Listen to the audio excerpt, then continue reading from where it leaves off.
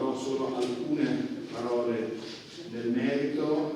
che però conoscerò nella mia veste di moderatore insieme al consigliere Betto della parte appunto di merito dei contenuti dell'incontro. Quindi in questa fase mi limito solo a chiamare tutti coloro che in rappresentanza delle varie istituzioni coinvolte rivolgeranno gli indirizzi di saluto. A cominciare dalla professoressa Serena Forlati, che è direttrice del Dipartimento di Giurisprudenza, che rivolgerà i saluti anche invece dalla direttrice della professoressa Nino Cioffi, che per impegni comitanti non ha potuto partecipare. Grazie mille e buongiorno a tutte e a tutti. È davvero un piacere darvi il benvenuto in questa occasione nella sede di Rovigo del nostro Dipartimento di Giurisprudenza. La sede appunto ospita un corso di laurea magistrale in giurisprudenza in cui i temi legati al contrasto alla criminalità organizzata e agli strumenti giuridici specificamente dedicati a questo tema sono uno dei centri di attenzione sia dal punto di vista appunto della didattica ma anche della ricerca.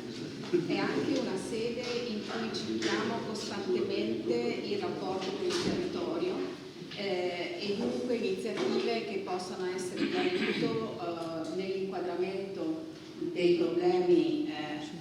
che toccano il territorio dal punto di vista sociale, economico, nel tentativo di offrire un supporto dalla prospettiva teorica e di studio, che è quella propria dell'accademia, alle istituzioni e di ricevere dalle istituzioni e dal territorio più in generale anche gli input concreti che poi guidano le attività di ricerca, nel senso che danno spunto per approfondire temi specifici. L'incontro di oggi mi pare sia emblematico della bontà dell'approccio che teniamo, cioè quello di una ricerca di sinergie tra istituzioni pubbliche ma anche con il settore privato per trovare le soluzioni migliori e più efficaci ai problemi del Paese. In questo caso si affronta il tema della contraffazione, che è uno dei tanti temi appunto su cui ci si deve interrogare nell'ottica della costruzione di una società e di istituzioni forti e resilienti anche rispetto alle infiltrazioni criminali. Non si può guardare a questo tema solo nell'ottica del diritto penale, bisogna appunto avere uno sguardo a tutto tondo e direi che l'incontro odierno offre questa prospettiva. Sono davvero grata a Coronello Granata e al consigliere per avere pensato a Rovigo per ospitare questa iniziativa, spero che sia la prima di molte. Devo dire sono particolarmente lieta di ospitare questo incontro anche nella mia veste di ex componente dell'Osservatorio Veneto sul contrasto alla criminalità organizzata. Appunto, mi fa piacere che il ruolo dell'università possa tornare utile anche in questo caso. Non dirò molto sul merito dell'iniziativa, anche perché devo dire che non ne conosco bene i contorni di questa tematica del contratto alla contraffazione specificamente, ma sono qui per imparare e so che avrò una mattinata utile e proficua anche dal mio punto di vista personale. Quindi davvero ancora una volta benvenuti e buon lavoro.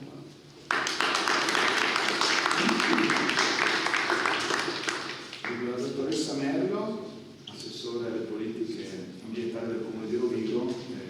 tengo in particolare anche a ringraziare il Comune di Rovigo che sempre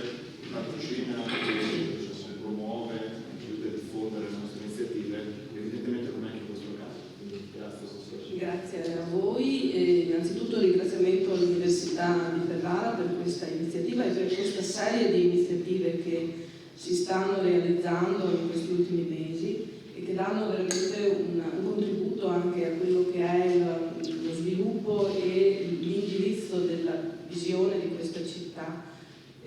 Questo tema è particolarmente interessante, è un tema che entra nel merito della legalità ma attraverso una visione molto ampia e che riguarda sia vari settori economici ma anche le amministrazioni.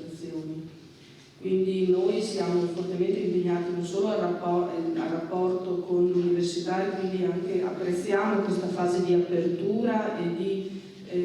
diffusione anche di quello che è una cultura della legalità ma anche una cultura accademica che esce dagli schemi accademici e si inserisce poi in quelle che sono le applicazioni nell'ambito del tessuto economico e sociale. Quindi sono molto interessata anche personalmente e professionalmente a questo settore della contraffazione, essendo di formazione agronomica, quindi avendo anche un interesse specifico in questo settore. Vi ringrazio e lascio spazio al nostro lavoro. Tra gli enti che patrocinano questo incontro c'è anche ANCI Veneto, quindi chiamo da Elisa Venturini, vicepresidente di ANCI Veneto. Grazie per questo. Buongiorno a tutti, grazie a voi per l'invito. Saluto tutte le autorità civili che sono presenti oggi, le autorità militari. Vi confesso che da un po' di anni sono nelle istituzioni, quando sono a parte degli uditori, ritengo che la parte di salute deve essere la parte più concisa, perché dopo bisogna entrare nel merito delle questioni e le persone vengono appunto per sviscerare e approfondire le tematiche. Però la parte di salute diventa fondamentale perché serve per sottolineare la valenza e l'importanza dell'iniziativa. Allora io oggi porto il saluto, io sono un amministratore locale, ma ho il piacere e l'onore di rappresentare due enti, perché ho una duplice veste, che rappresentano i Veneti. L'uno è la Regione del Veneto, qui c'è l'assessore Corazzari e il consigliere Betta, che con me rappresentano la Regione del Veneto, che rappresenta uno degli enti più importanti che noi abbiamo, e poi sono vicepresidente di ANCI Veneto, quindi rappresenti 563 comuni del Veneto, quindi rappresenti i Veneti da due punti di vista. E voglio sottolineare l'importanza di questo evento, e ANCI c'è, perché noi abbiamo bisogno di affrontare il tema della legalità. Guardate, nelle pagine di giornali ogni tanto assurge agli onori della cronaca qualche amministratore per qualche problema legato appunto ad un'amministrazione poco attenta. Però sono casi isolati, perché fa sempre più rumore un albero che cade che una foresta che cresce. E io una cosa che non manco mai di sottolineare, le migliaia di amministratori locali,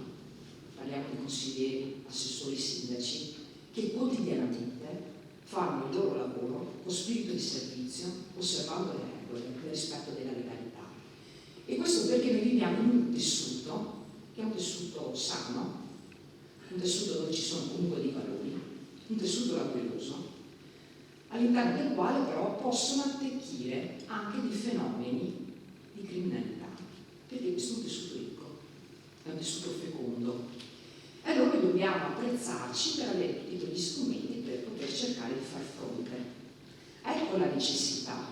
di avere dei momenti di approfondimento, di conoscenza, per inquadrare quelle che sono le fattispecie,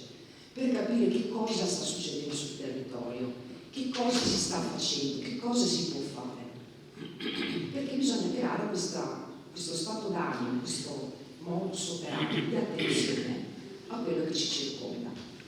Anche in questi anni ha lavorato e collabora molto con la Regione del Veneto, con la sottoscrizione di protocolli che permettono quindi di instaurare delle relazioni non solo con la Regione del Veneto, ma anche con associazioni di categoria, con ordini professionali, con altri soggetti associativi quali UBI, e questo per cercare appunto di fare sinergie e di approfondire proprio nell'ottica di favorire la cultura della legalità.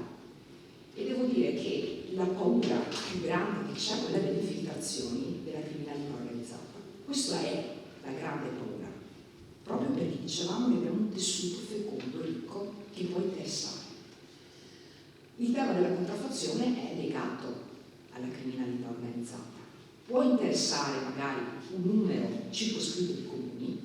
perché è legato al luogo di produzione, al luogo dove avviene la commercializzazione, però è un fenomeno che interessa anche i nostri comuni. Ecco la necessità di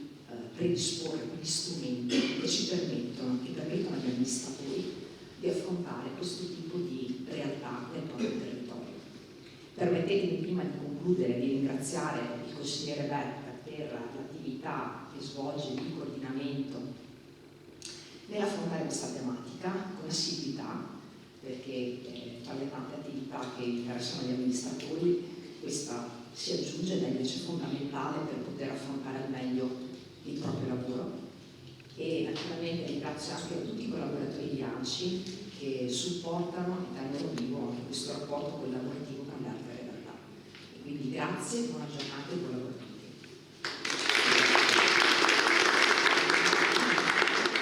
Grazie molto Vicepresidente per le sue parole, davvero tutt'altro che onoranti. E il fatto che l'attività degli amministratori locali, dei sindaci, sia un'attività assai onerosa, ingrata, non sempre adeguatamente valorizzata,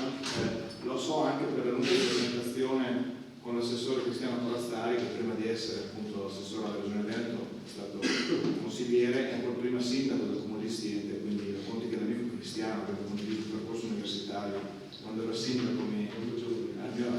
regalava, mi ha fatto capire quanto davvero l'attività dei sindaci sia faticosa anche nel contrasto quotidiano ai fenomeni di legalità, e quindi con vero piacere, anche per ragioni appunto autobiografiche, che invito l'assessore Corazzari a rispondere ai soliti.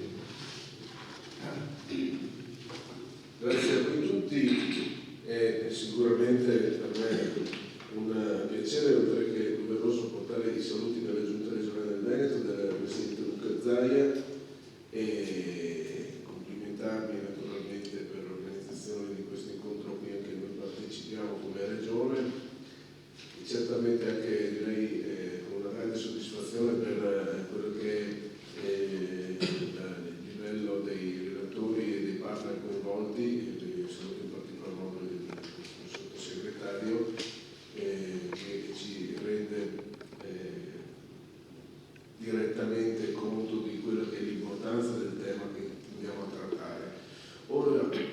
occorre sottolineare come la Regione abbia un ruolo non marginale, ma direi importante di coordinazione di quelle che possono essere politiche e azioni di sensibilizzazione sul tema del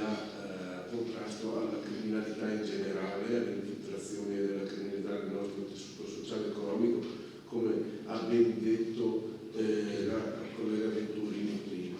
Veneto è un corpo sano, ma che non è immune da attacchi di questo tipo, e quindi ciò ci rende ancora maggiormente responsabili del dover assumere delle scelte, delle decisioni che ci pongono nelle condizioni di poter avere degli strumenti di contrasto e di prevenzione rispetto a questo tipo di infiltrazioni. Proprio in quest'ottica abbiamo votato all'unanimità del Consiglio regionale ancora nel 2012 una legge che volta a proporre tutte quelle azioni che sono nell'ambito della competenza regionale per contrastare l'infiltrazione della criminalità. E nell'ambito di quella legge si sono costituiti degli organismi come l'osservatorio, è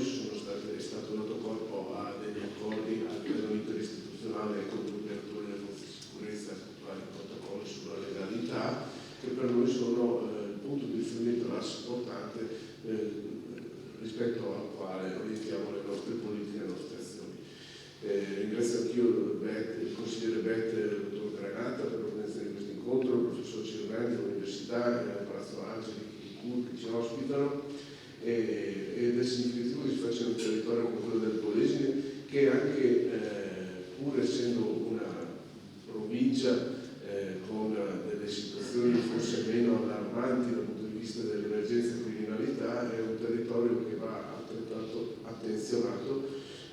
Voglio solo citare il tema di contraffazione, il grande lavoro che fa le nostre forze dell'ordine, in particolare modo il risultato che è stato raggiunto dalla Guardia di Finanza recentemente con il sequestro di ben 21 tonnellate di generi alimentari contraffatti, e qui veramente il dottor Morello lo ringrazio per il lavoro che è stato fatto, perché veramente è esemplificativo di una presenza costante e puntuale sul territorio. La Regione del Veneto poi si occupa anche di coordinare e fornire il quadro normativo di base rispetto alle nostre polizie locali, che voglio sempre ricordare, hanno un ruolo di primo rapporto tra il cittadino e le amministrazioni rispetto a tutte quelle che sono le problematiche del territorio,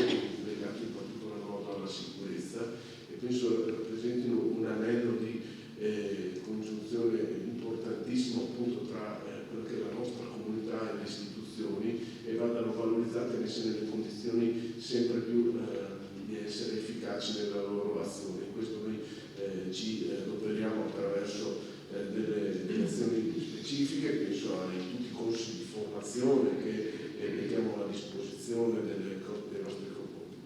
nostre polizie locali, partendo dai corsi di alta specializzazione che coinvolgono i gradi più alti, i nostri comandanti, fino a dei corsi di base che devono riguardare tutte le nostre agenti di polizia locale, e la difficoltà per noi è quella di riuscire a raggiungere un territorio così vasto come quello della Regione Veneto, dove abbiamo grandi comuni che magari hanno una capacità di svolgere un'autonoma formazione professionale, e i piccoli comuni che questa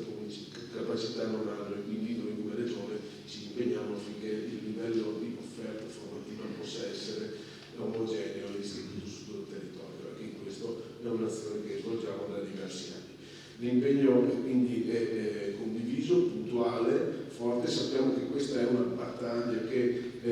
svolgiamo tutti insieme, che solamente con una grande capacità di collaborazione e di sviluppare delle sinergie comuni a livello di istituzioni e forze dell'ordine possiamo impegnare le nostre forze efficacemente e raggiungere dei risultati che siano quelli che ci attendiamo. E certamente anche occorre un approccio che sia sempre dinamico, capace di affrontare anche l'area delle emergenze che ci vedono impegnati, ma che sia sempre teso alla diffusione di quello che è un concetto che è stato già più volte sottolineato, ovvero quello della cultura e della legalità, del trasmettere un messaggio che vada nella direzione univoca di avere degli elementi di contrasto a possibili infiltrazioni di questo tipo. In questo lavoreremo ancora insieme. Grazie.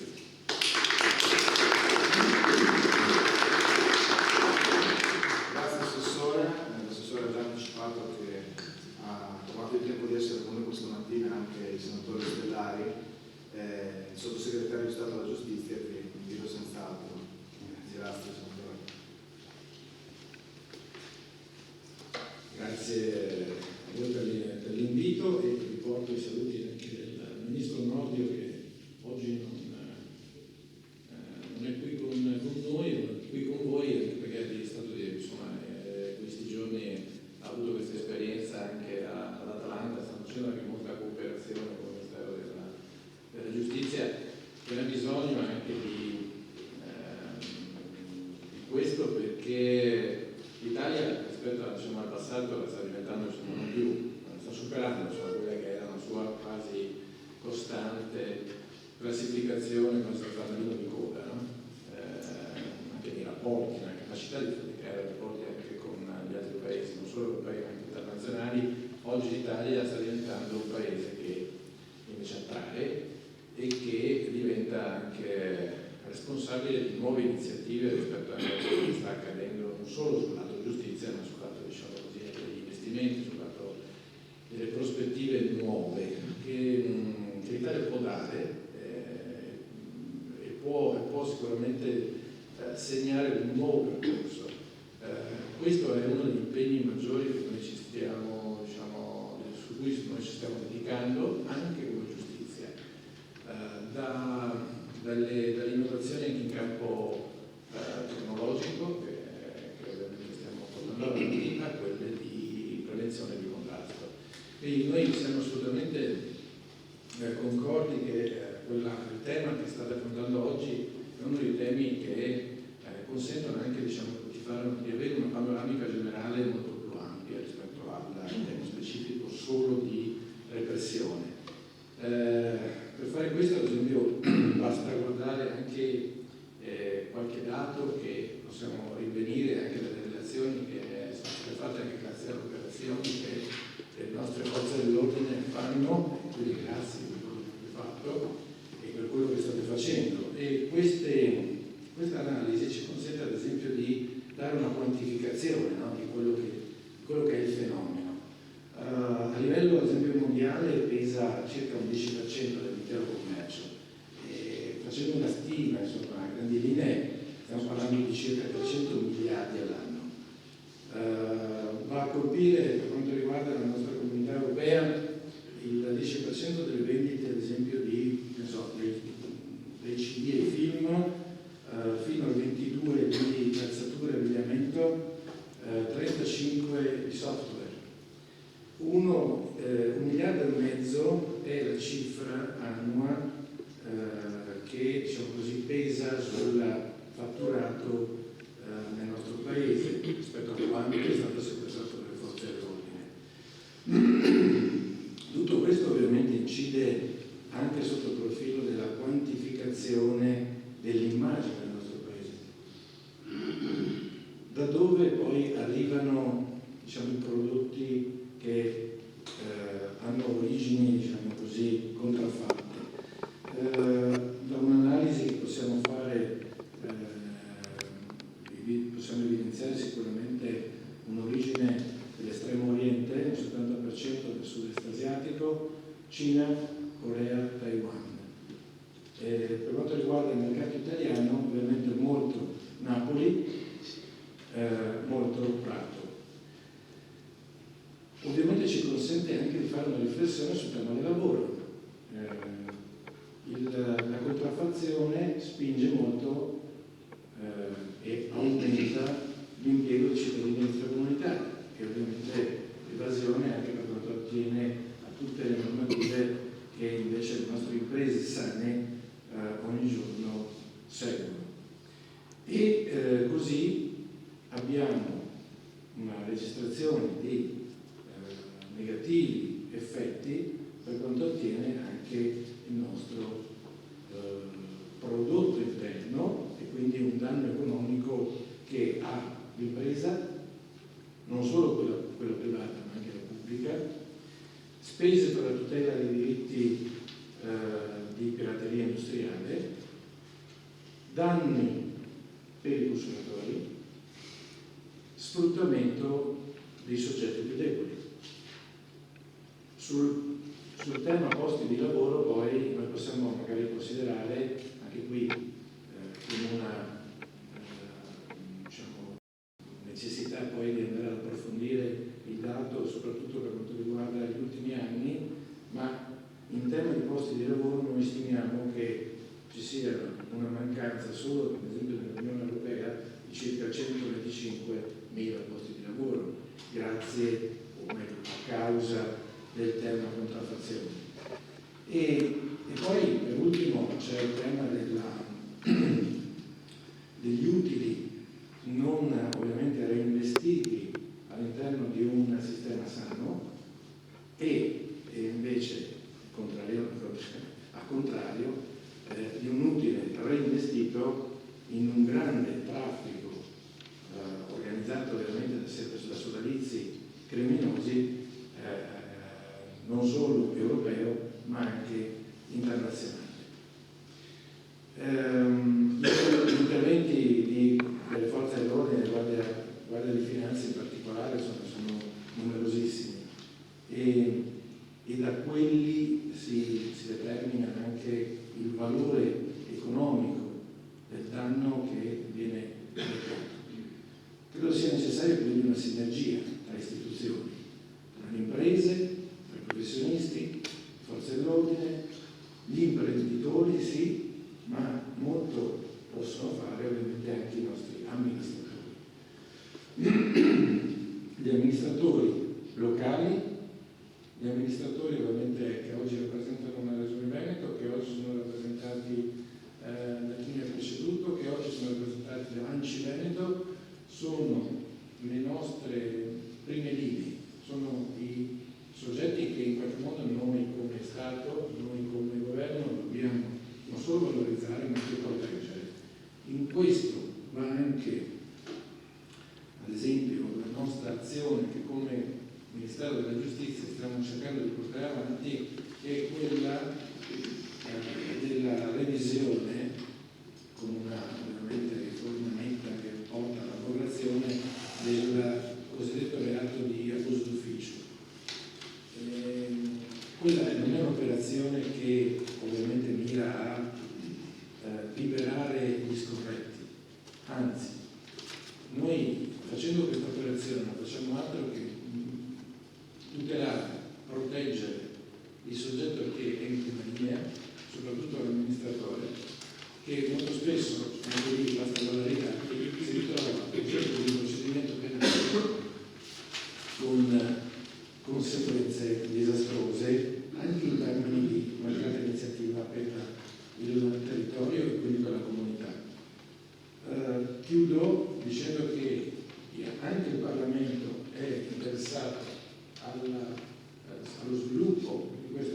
sulla contrattazione. C'è un disegno di legge che è in esame e che quindi sarà portato avanti soprattutto nel prossimo anno, che mira proprio a maggiori tutele al tema della contrattazione, portando anche a superare quelle che sono delle mancanze anche all'interno del codice penale. È un disegno di legge che probabilmente quindi potremo portare a casa e a termine il prossimo anno. Quindi insieme raggiungeremo l'obiettivo. Noi ci siamo al vostro fianco. Grazie.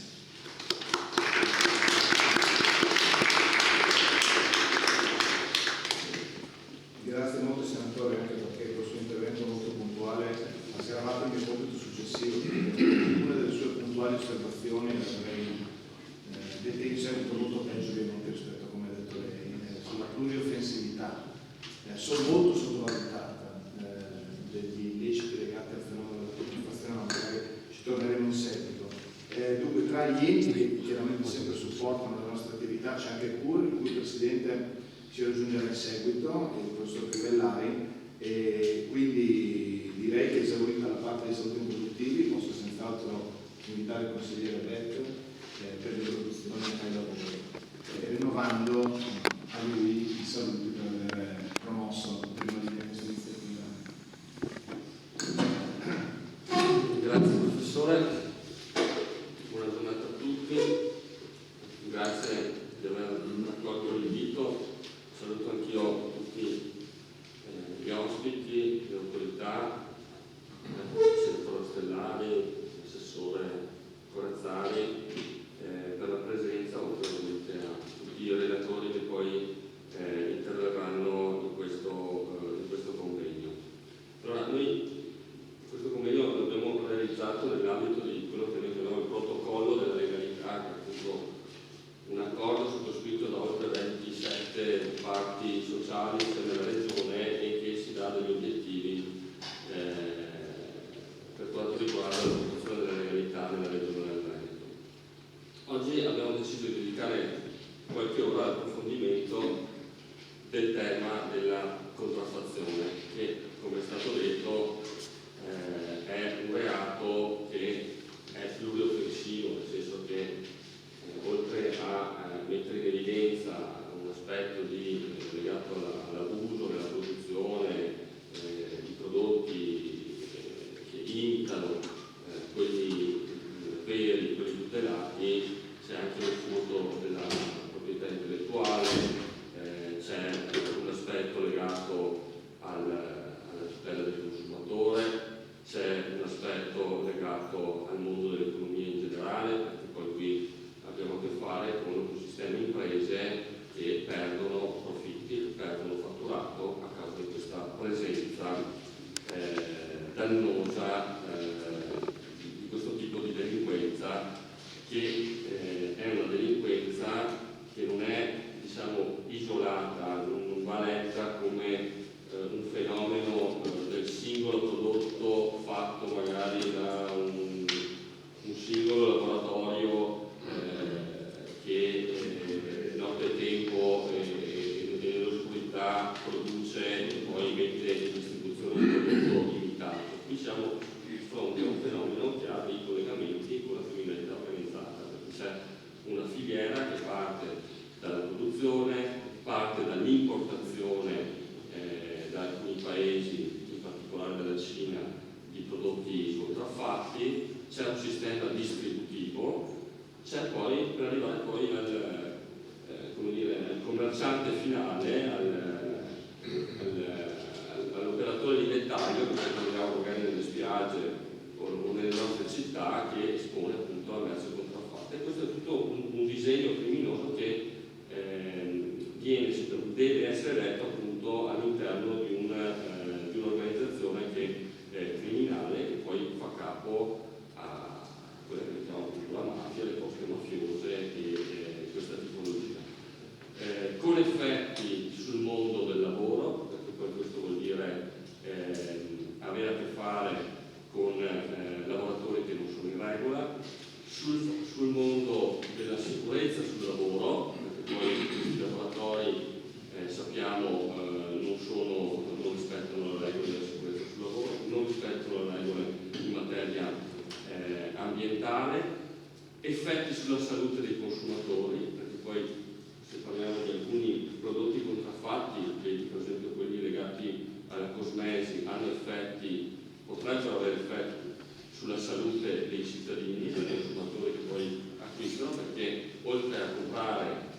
materiali di scarsa qualità, c'è il rischio che acquistino materiali, sostanze nocive perché fuori dai controlli.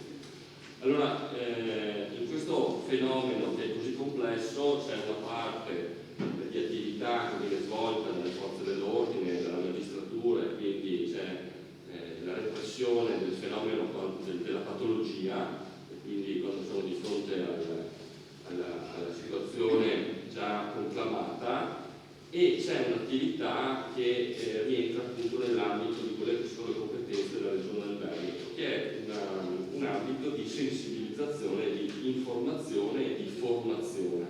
E qui, come ha ben citato l'assessore Corazzari, noi abbiamo una legge regionale del 2012, la 48 del 2012, che è stata una delle prime leggi d'Italia regionali che ha voluto darsi come scopo proprio quello della promozione della legalità, dell'elevare la cultura dell'attenzione sugli aspetti della legalità in generale, e in particolare nell'oggetto della legge 48 del 2012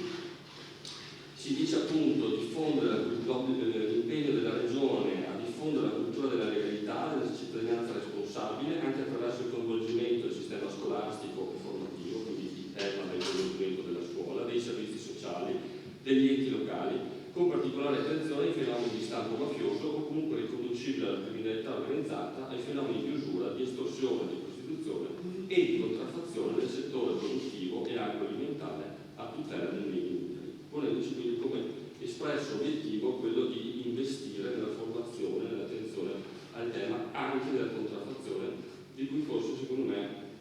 non se ne è parlato mai abbastanza e non si è mai approfondito abbastanza come invece meriterebbe. Il protocollo della legalità di cui citavo prima, sottoscritto nel 2019 dalla Regione, qui un unico in Italia, perché la Regione Veneto ha pensato bene nel portare avanti iniziative sulla legalità di non fare iniziative diciamo singole o limitate, ma di avere un coordinamento complessivo di tutto quello che viene fatto su questo fronte, quindi ha coinvolto le associazioni di categoria, gli industriali, i sindacati, gli enti locali, le province, i professionisti, per coordinarsi in questo tipo di attività. E in questo protocollo, che è stato recentemente rinnovato nel 2023, di quest'anno, ci si dà proprio come obiettivo quello del contrasto all'abusivismo commerciale e alla contraffazione attraverso la promozione di specifici progetti. E tra i soggetti sottoscrittori c'è Unioncamere, che tra l'altro viene rappresentata dalla dottoressa Montesacchio.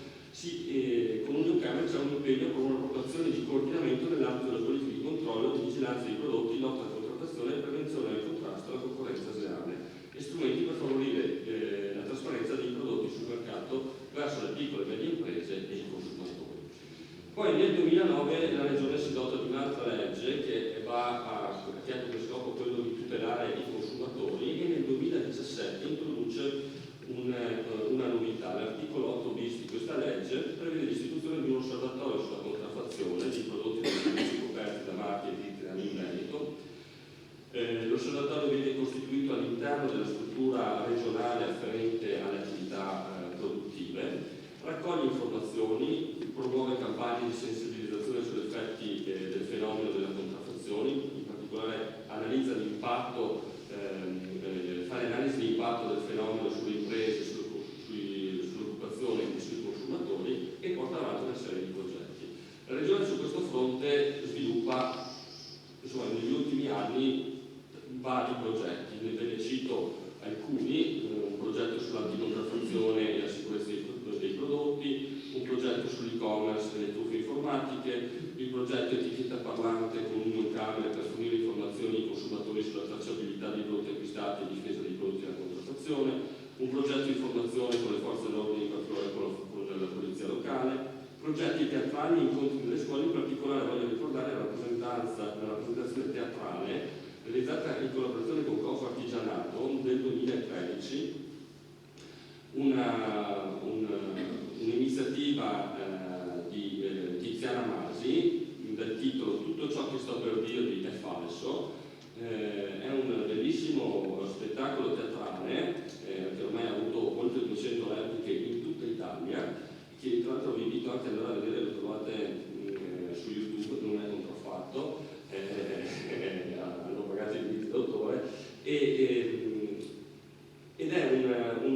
spettacolo perché in maniera molto semplice e chiara,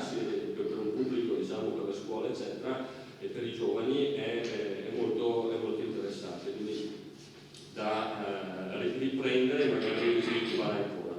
Abbiamo fatto un protocollo per la tutela del vetro artistico di Murano, dei merletti di Murano e delle maschere veneziane, qui ci siamo concentrati un po' sull'artigianato veneziano, che è molto particolare, molto tipico, e su cui abbiamo con la Camera di Commercio di Venezia e Rovigo portato avanti campagne di informazione, Discovery Murano Glass insieme al consorzio Promo Vetro di Murano, il progetto Murano Upcycling Glass, che consiste in una serie di eventi che abbiamo sviluppato tra l'altro quest'anno, all'inizio di quest'anno a Venezia, attraverso eventi espositivi per la valorizzazione dei prodotti dei maestri del fine. Abbiamo sottoscritto nel 2014 un protocollo di intesa per la lotta alla contraffazione e alla pericolosità dei prodotti a tutela della concorrenza sleale. Ecco. A tutto questo si unisce poi l'attività delle forze dell'ordine, in particolare della Guardia di Finanza. Voglio ricordare, noi abbiamo attualmente in quarta commissione, qui c'è anche il presidente Andrea Zanoni, quarta commissione consigliare che si occupa della legalità, ha avviato un percorso di attenzione e approfondimento del tema della contraffazione. C'è stato il maggiore Nicola Gazzini, il comando della Guardia di Finanza di Padova, e il maresciallo Francesco Lupia, che ha portato una serie di dati, una serie di rendicontato, diciamo così, una serie di attività che la Guardia di Finanza ha fatto nel merito, di cui alcuni esempi sono stati citati nei saluti iniziali. Venendo un po' ai dati, e vado anche un po' a velocizzare il mio intervento, i dati sulla contraffazione nel Veneto. Allora, un dato nazionale, secondo il rapporto Censis del 2021, il danno arrecato all'economia della contraffazione si supera i 17 miliardi di euro, determinando un minor gettito erariale contributivo per 4,8 miliardi. In Veneto tra il 2008 e il 2021 sono stati oltre 8.300 i sequestri per contraffazione, con un quantitativo di oltre 28 milioni di articoli contraffatti sequestrati, per un valore economico stimato della merce sequestrata di oltre 263 milioni di euro sottratti al circuito legale. Nel periodo 2008-2021 gli articoli maggiormente sequestrati per valore stimato delle merci sono stati gli occhiali, 120 milioni di euro, gli accessori di abbigliamento, 34 milioni di euro, le apparecchiature elettriche, 19 milioni di euro, l'abbigliamento, 14 milioni di euro, calzature, 9 milioni di euro e altre merci di consumo per 54 milioni di euro. Il valore economico stimato delle merci contraffatte sequestrate in Veneto è stato il 4,5% rispetto al totale delle merci sequestrate in Italia. La regione con maggiore impatto economico è stata il Lazio, seguita da Campania e Lombardia. Tra il 2018 e il 2021, sottosegretario, grazie. Il Veneto è la quarta regione d'Italia per sequestri, con 12.400 sequestri. Il primo è il Lazio, con 51.000, a seguire Lombardia e Toscana. Diciamo che ci posizioniamo bene, ma questo vuol dire che c'è anche una forte attività di controllo, perché sarebbe peggio avere magari meno sequestri, perché vuol dire, conoscendo la presenza del fenomeno, vuol dire che loro non abbiamo fatto abbastanza attività. Invece la presenza di questi dati ci conforta sul fatto che c'è comunque un'attività di repressione molto forte e l'attenzione su questo tema è molto alta. Nel 2021, ultimo anno disponibile dei dati, sono stati effettuati 312 sequestri in Veneto per oltre 3 milioni di pezzi sequestrati, per un valore economico stimato del quantitativo sequestrato che ammonta a circa 821.000 euro. Teniamo conto che il 2021 soffre del condizionamento dei limiti dati dal periodo pandemico, per cui sono dati, quest'ultimo dato va preso con un po' di attenzione. Ecco, questi dati sono dati che sono stati reperiti ovviamente dal nostro ufficio regionale che si occupa appunto dell'osservatorio sulla contraffazione e dalla banca dati Iberico, che è una banca dati del Ministero delle Imprese e del Made in Italy e dell'ufficio italiano brevetti e marchi. Il fenomeno della contraffazione tocca il fenomeno, attinge e riguarda anche il fenomeno agroalimentare, in particolare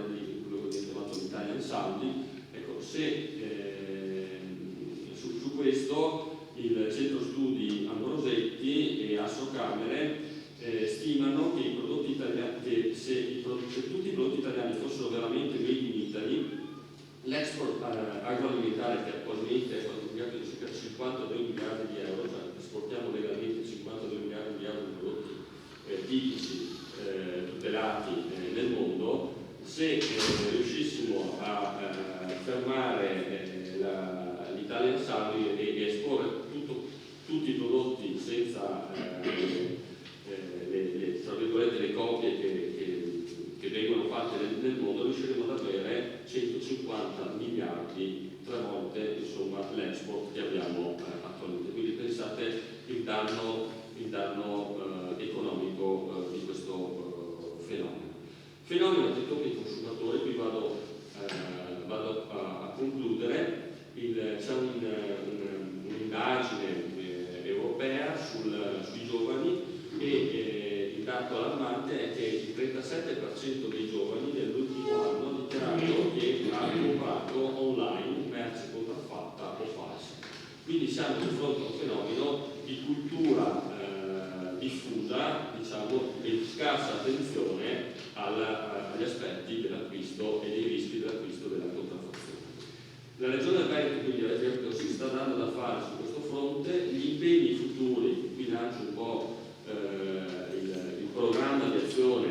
della Regione, si sviluppano su 2 fronti. Uno è quello di convocare un tavolo con le parti interessate nei primi mesi del prossimo anno, magari già a gennaio, sul tema della contraffazione, per mettere insieme appunto istituzioni pubbliche e operatori per programmare le iniziative, e appunto il secondo passaggio è quello di creare un programma di lavoro insieme, magari anche con i soggetti qui presenti oggi a questo convegno, dove si lancia l'attenzione al tema, per mettere in riga tutta una serie di buone prassi e di iniziative e di scambio di informazioni e monitoraggio del fenomeno, in maniera da coordinare il contrasto a questo fenomeno criminale che dobbiamo assolutamente cercare di limitare, se possibile annullare, o comunque ridurre al minimo possibile, perché è un fenomeno che sta veramente creando grossissimi danni alla nostra economia, soprattutto in un'economia sana, come si diceva prima, quella veneta, che non accetta infiltrazioni di questo tipo. Vado a concludermi, scusate se ho sforato anche i 15 minuti che mi erano concessi, ma ho voluto fare un po' il quadro complessivo dell'azione della Regione. Quindi mi taccio adesso e lascio la parola per il confronto. Grazie molto consigliere Scanzia, sottolineato un aspetto estremamente rilevante. Ricordo che tra i miei primissimi lavori scientifici mi sono occupato di contraffazione ma monetaria, e ricordo che la dottrina sottolineava proprio questa peculiarità della contraffazione monetaria rispetto ad altre tipologie di contraffazione, cioè rispetto al falso monetario, quindi colui che riceve, quindi la vittima, la persona offesa, ha l'immediata percezione del danno patrimoniale, perché evidentemente riceve un depauperamento pari al valore nominale della banconota falsa. Invece nella contraffazione dei beni di consumo c'è una scarsissima sensibilità, una scarsa consapevolezza, e anche l'educazione alla legalità su questo fronte è complessa, è complicata, perché il consumatore, come hai ricordato, soprattutto i giovani minori che acquistano merce contraffatta online, il consumatore è molto più sensibile al basso costo della merce contraffatta rispetto a quanto non sia consapevole degli enormi danni in più di una prospettiva che l'acquisto di merce contraffatta produce, come ricordava già il senatore Ostellari, cioè il danno all'economia legale, il rischio di reimpiego e di alimentazione dei circuiti criminali, la manodopera impegnata nella produzione di merce contraffatta è quasi sempre irregolare, sottopagata, se non sfruttata. Quindi una dimensione plurioffensiva che però era rifatta e sfumata, che non riguarda il singolo che magari acquista, tutt'altro, ma che riguarda la collettività, e come ben sappiamo noi penalisti, quando la tutela penale riguarda beni diffusi e collettivi, è sempre difficile l'implementazione, perché c'è una mancata percezione del danno diretto e immediato. Ecco, devo dire che un altro motivo di soddisfazione di questo incontro, oltre al coinvolgimento di tutte le istituzioni, quindi il Comune, la Provincia, vedevo poco fa anche il Presidente della Provincia, il Sindaco distinto, il Dottor Ferrarese, il Consiglio regionale, la Regione Veneto e poi il Governo, col Sottosegretario,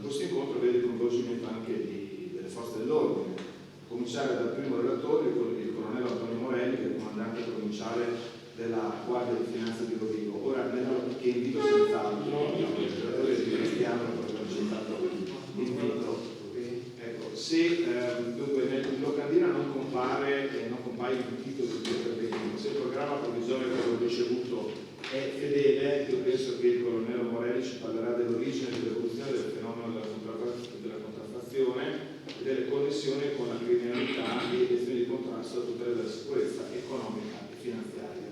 Grazie molte. Grazie dell'invito. Sì, io sono il comandante provinciale della Guardia di Finanza e quando sono stato notiziato di questo convegno nel quale avrei dovuto presenziare con un intervento, da un lato vi confesso, non avendo avuto contatti diretti, non sapevo bene quali fossero stati gli interventi che mi avrebbero poi o preceduto o seguito. Però sono stato comunque molto felice perché non tanto ovviamente e soltanto perché la Guardia di Finanza che rappresento qui a Rovigo è già col decreto del 2001-68 forza di polizia competente per i reati che riguardano chiaramente la tutela dei mercati, di beni e servizi, poi rinforzata anche col decreto Minniti del 2017 in cui ci danno sostanzialmente una competenza esclusiva per quanto concerne la tutela dei marchi e dei brevetti. Ma ancora più perché nella mia esperienza ho avuto anche la possibilità di occuparmi operativamente del problema della contraffazione. Operativamente vuol dire aver vissuto in un determinato contesto geografico e svolgendo attività per più di 3 o 4 anni che in qualche modo mi ha permesso di cogliere gli aspetti della contraffazione e forse quelli che in qualche modo non se ne vengono colti, e allora ho pensato, anche un po' come introduzione, e spero di riuscire a contenere in 15 minuti perché non ho fatto alcun tipo di... però faccio una chiacchierata un po' esaustiva, anche perché l'idea mia era quella di fornire un po' di indicazioni generiche, perché sapevo perfettamente che in questi incontri poi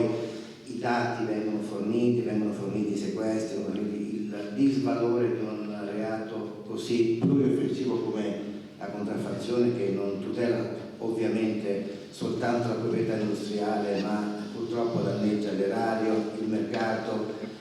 provoca comunque eccessivi purtroppo disagi anche in termini di lavoratori irregolari, e non soltanto a volte irregolari ma anche minori, perché purtroppo ci sono situazioni di questo tipo. In più non dimentichiamo che un aspetto importante della contraffazione, soprattutto nell'agroalimentare, la contraffazione spesso è anche sofisticazione, adulterazione, quindi ci sono anche seri pericoli per la sicurezza dei consumatori, quindi ci sono tutta una serie di tutele che il contrasto alla contraffazione dovrebbe comportare. Però in questo momento volevo fare un po' una premessa e mi permetto anche di fare un po' di valutazione storica, no? Perché proprio perché era un argomento che mi ha appassionato e che poi ho cercato di approfondire. Il falso, la contraffazione, nasce fondamentalmente nella storia dei tempi, no? Perché, come diceva anche giustamente il professore che parlava anche di falso digitale, che è una componente, ma diciamo che il falso come nasce? Nasce con i simboli, nasce con i monili, con i gioielli che venivano poi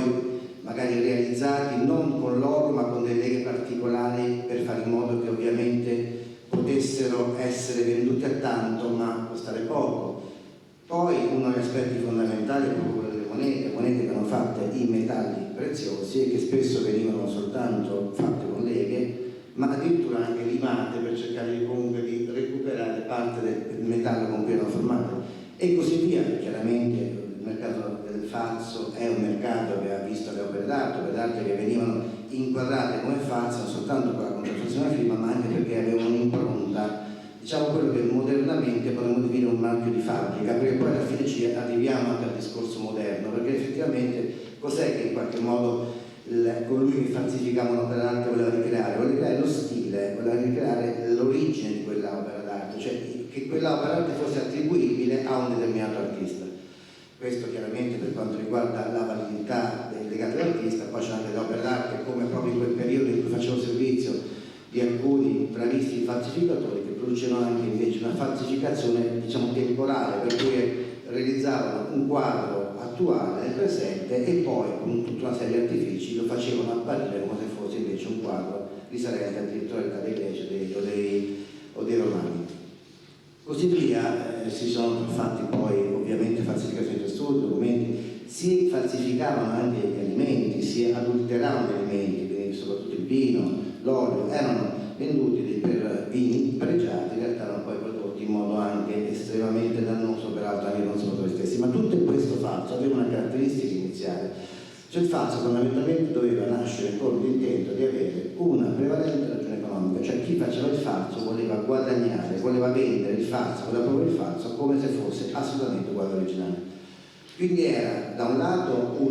un guadagno da parte di chi produceva il falso, ma si basava fondamentalmente su un inganno fatto dall'acquirente, cioè l'acquirente doveva essere assolutamente consapevole di questo fenomeno.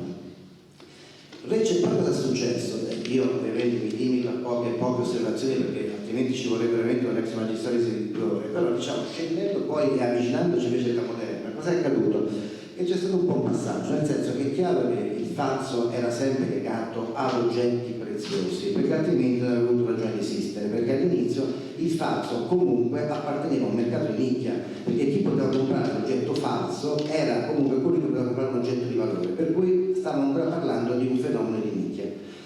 Il mondo, l'evoluzione del sociale ha portato chiaramente nel secolo scorso a un processo di industrializzazione, di globalizzazione e di anche delocalizzazione di molte aziende che quindi hanno fornito un certo know-how anche ad altri paesi che erano esterni, che erano ovviamente che iniziavano ad affacciarsi anche sul mercato, perché ricordiamo anche, come sicuramente molti voi sanno, che il fenomeno anche della globalizzazione economica è un fenomeno recente, perché noi avevamo anche fino a qualche decennio fa avevamo dei limiti di importazione di merci da parte di alcuni paesi. Quindi è chiaro che questi fenomeni hanno comportato invece un allargamento del mercato, ma anche un diverso modo di impostare la contraffazione, perché quando parlavo dell'esperienza napoletana, perché era lì che ho fatto questo servizio, e lì ho imparato moltissime cose, perché sono arrivato a fare servizio in quel posto quando c'era proprio un passaggio tra la contraffazione artigianale, artistica e nicchia e la contraffazione industriale. Perché vedete, la contraffazione artigianale, che era ovviamente prodotta molto in quella zona, nasceva proprio con l'intento di ingannare totalmente l'acquirente, tant'è che spesso era anche prodotta, mi riferisco al mercato di orologi, con prodotti, con pezzi di orologi che erano originali, venivano assemblati soltanto in modo invece diverso da parte di alcuni bravissimi artigiani del posto. Io dico bravissimi perché sono effettivamente, erano veramente degli ottimi artigiani, che però producevano questi prodotti che erano molto realistici. Così come in quell'area c'erano delle realtà industriali che poi si sono ovviamente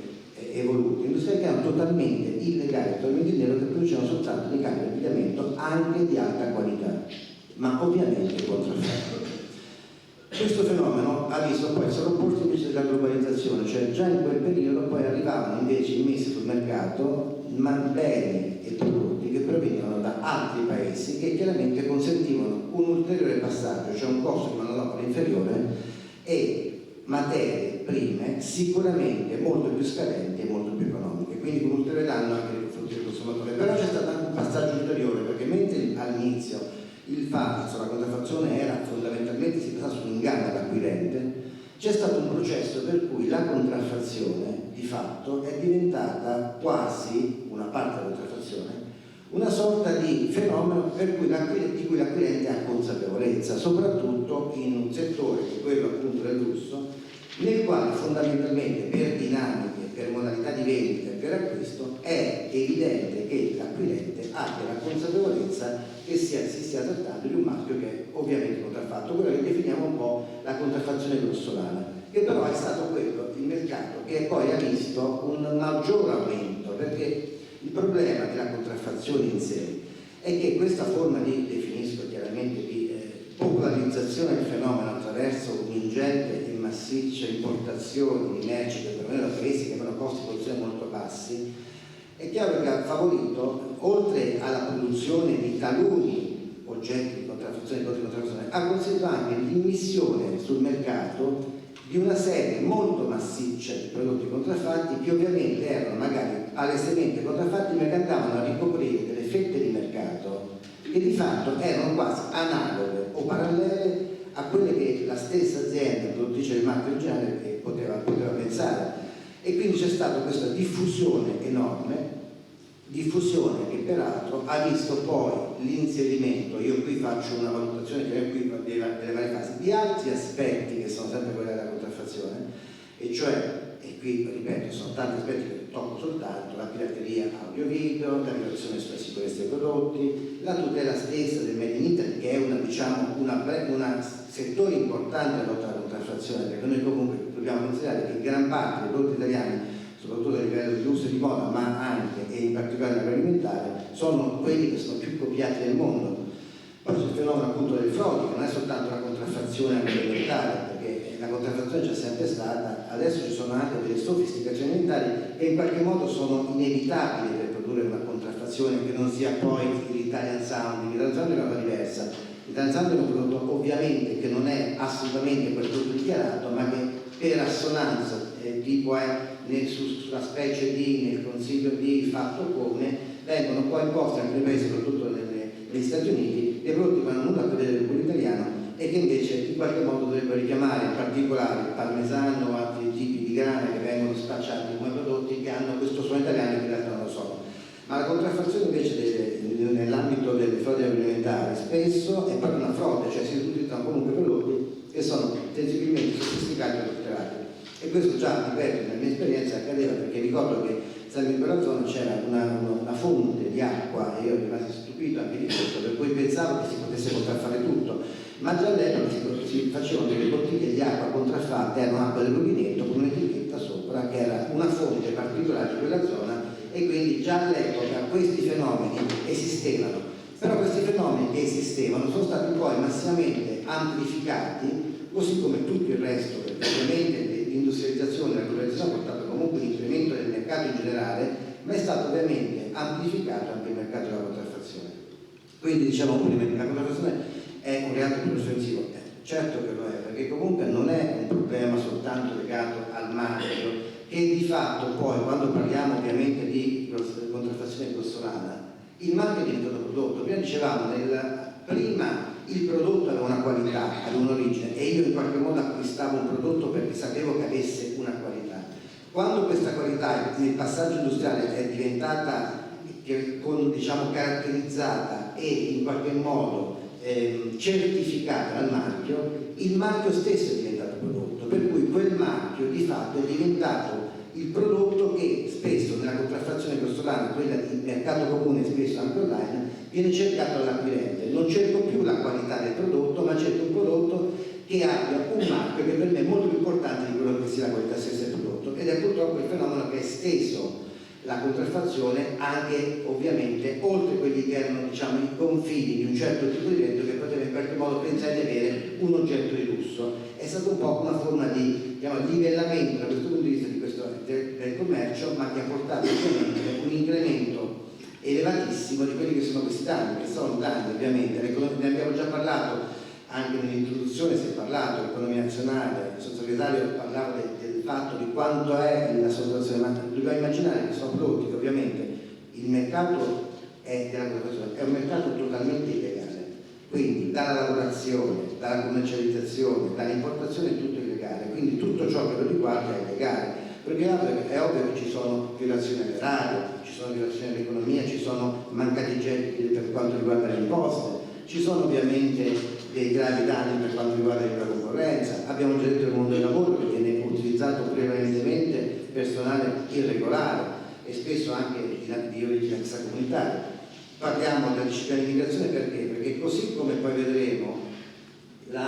il problema qual è stato? Che questo allargamento, quando qui poi arriveremo ai punti, quando la contraffazione è diventato un mercato popolare, un mercato quindi estremamente rigoroso, come tutti i mercati che hanno un vantaggio molto forte, è chiaro che è diventato appetibile alle organizzazioni criminali,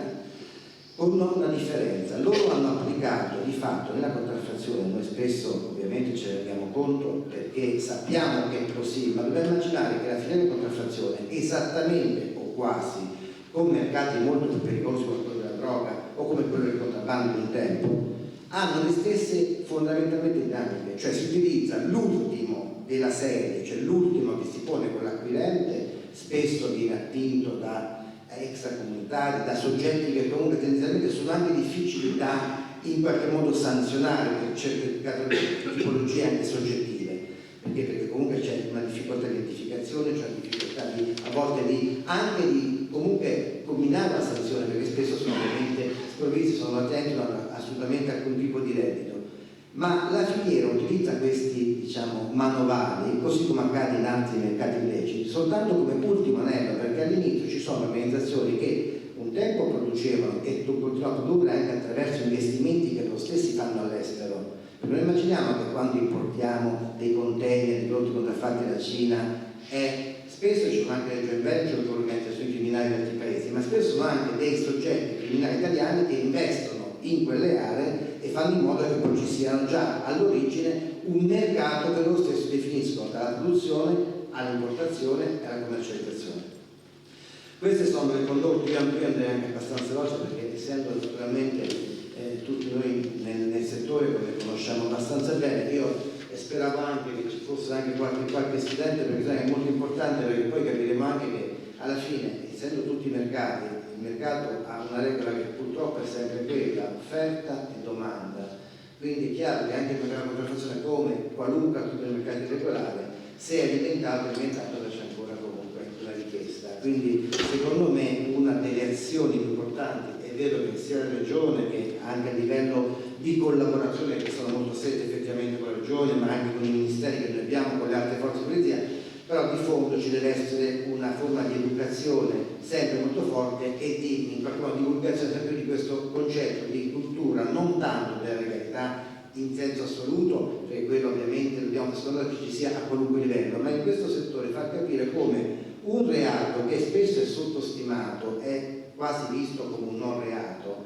ma in fondo compie una borsa, ma in fondo, poi non entro nel merito perché non avrei il tempo di fare tutto quello che è il concetto della pirateria audiovisiva, che ovviamente si è sviluppata in modo drastico negli ultimi anni, però il fatto di comprare comunque un prodotto che in qualche modo non è originale, che sia un prodotto fisico o un prodotto virtuale, è chiaro che per l'acquirente spesso è un vantaggio economico, una forma di prestigio, ma non viene assolutamente posto, o meglio, adesso cominciamo poi l'accento, ma non sempre è comprensibile il fatto che questo è un danno elevatissimo, anche perché ci stiamo rendendo conto che gli oggetti, non parliamo dell'agroalimentare che è un disastro dal punto di vista proprio della sicurezza dei consumatori, ma anche spesso gli oggetti che vengono contraffatti sono oggetti insicuri e pericolosi. Nel periodo della pandemia noi abbiamo sequestrato tantissime mascherine, tantissimi prodotti dell'igiene che non avevano alcuna utilità, cioè erano veramente prodotti che non avevano alcuna caratteristica che garantisse né sicurezza né qualunque altra forma che lo richiamavano. Quindi c'era un doppio danno. Quindi, oltre alla contraffazione, un prodotto era un serio pericolo per quello che era comunque la salute pubblica, che è un aspetto che dobbiamo comunque tenere sempre sotto considerazione. Vado veloce qui, parliamo un attimo perché poi voglio cercare di avere un punto. Si parlava prima della criminalità organizzata, è chiaro, ho già spiegato, la criminalità organizzata deve investire denaro che trae dai propri traffici illeciti, quindi reinveste spesso prima di arrivare alla fase del famoso white collar crime, cioè in cui poi si spostano poi verso un riciclaggio dei capitali, diciamo, tentando di lavarli nei mercati regolari, ma quando ancora producono denaro illecito lo reinvestono in attività illecite e la contraffazione è un settore estremamente forte perché, come abbiamo detto, ha le dinamiche già consolidate dalle organizzazioni, perché le dinamiche che prevedono ad esempio il mercato della droga, è ovvio che c'è una produzione, c'è un'importazione, c'è un controllo del viaggio, del transito, c'è una distribuzione diciamo al grossista e poi c'è la distribuzione capillare al singolo venditore, quindi è la stessa cosa quella che è la contraffazione, quindi è evidente che c'è un mercato molto più ampio, è evidente che non è l'acquirente, l'ultimo acquirente quello che ha posto in essere il mercato, ma c'è un'organizzazione dietro. L'organizzazione che emerge dalle nostre, ovviamente dalle nostre e dalle altre forze dell'ordine, esperienze investigative. Quindi la modalità, abbiamo detto, è esattamente come in altri mercati e spesso questi mercati prevedono anche una collaborazione con l'estero che può essere una collaborazione natura tra organizzazioni criminali nelle quali l'uno alimenta anche dal punto di vista dei patrimoni l'altro. Quindi io investo in un'azienda che magari è a Taiwan che produce questo bene contraffatto che poi io attraverso il canale lo faccio entrare nel territorio italiano. Dove operiamo noi in particolare, quindi? Quali sono i nostri profili investigativi, dando per scontato che è un mercato uguale, analogo ad altri crimini, ma che però sconta un fatto che è molto meno, come dire, considerato pericoloso da parte dei cittadini. Cioè se noi parliamo di traffico di droga, tutti quanti noi giustamente siamo allarmati. Se si parlava un tempo di contrabbando, che è un fenomeno molto parliamo anche di altri fenomeni che hanno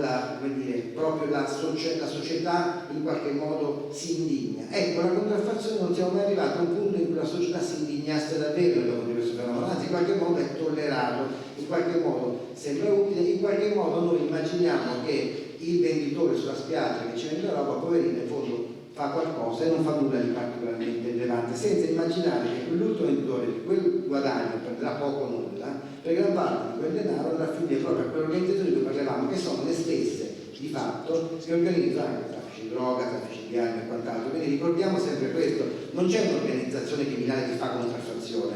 cioè le organizzazioni criminali oggi sono delle multinazionali per cui investono in tutti i settori illeciti, possono investire che producono reddito, quindi se possono investire nella droga, nel traffico delle armi, possono investire nella contraffazione, possono investire nel traffico degli esseri umani, perché per loro è soltanto un guadagno. Loro hanno soltanto questa idea di creare guadagno per se stessi, completamente senza preoccuparsi minimamente perché possono essere i danni, i pericoli, le situazioni ovviamente devastanti che possono creare alla società.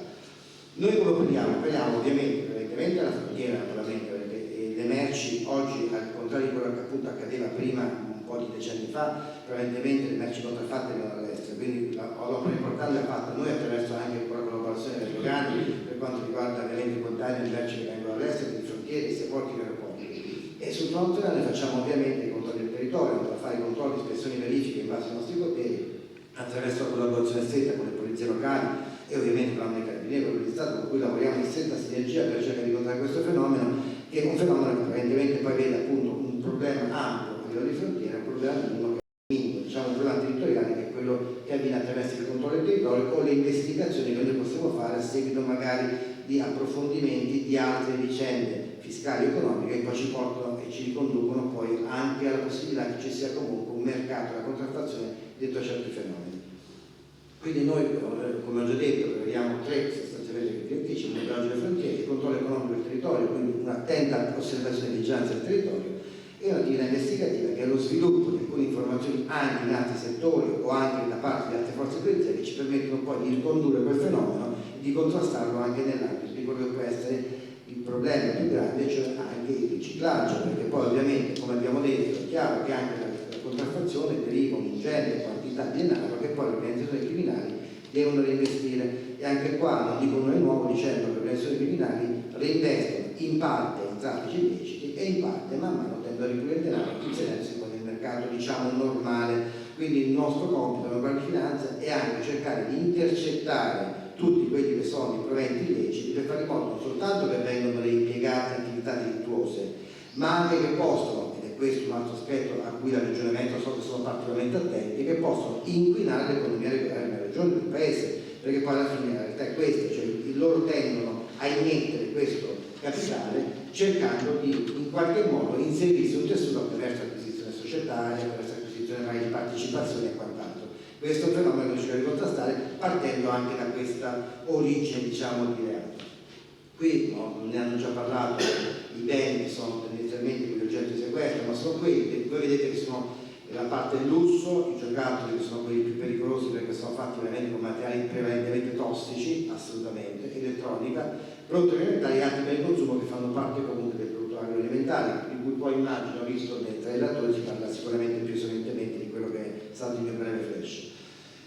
Questi sono stati gli interventi che noi abbiamo fatto nel 2022, ma non mi soffermo tanto perché purtroppo gli interventi sono tanti. È ovvio che noi abbiamo una competenza specifica, è ovvio che dobbiamo fare questo lavoro, è ovvio anche che però, come accade spesso a fronte dei sequestri, spesso purtroppo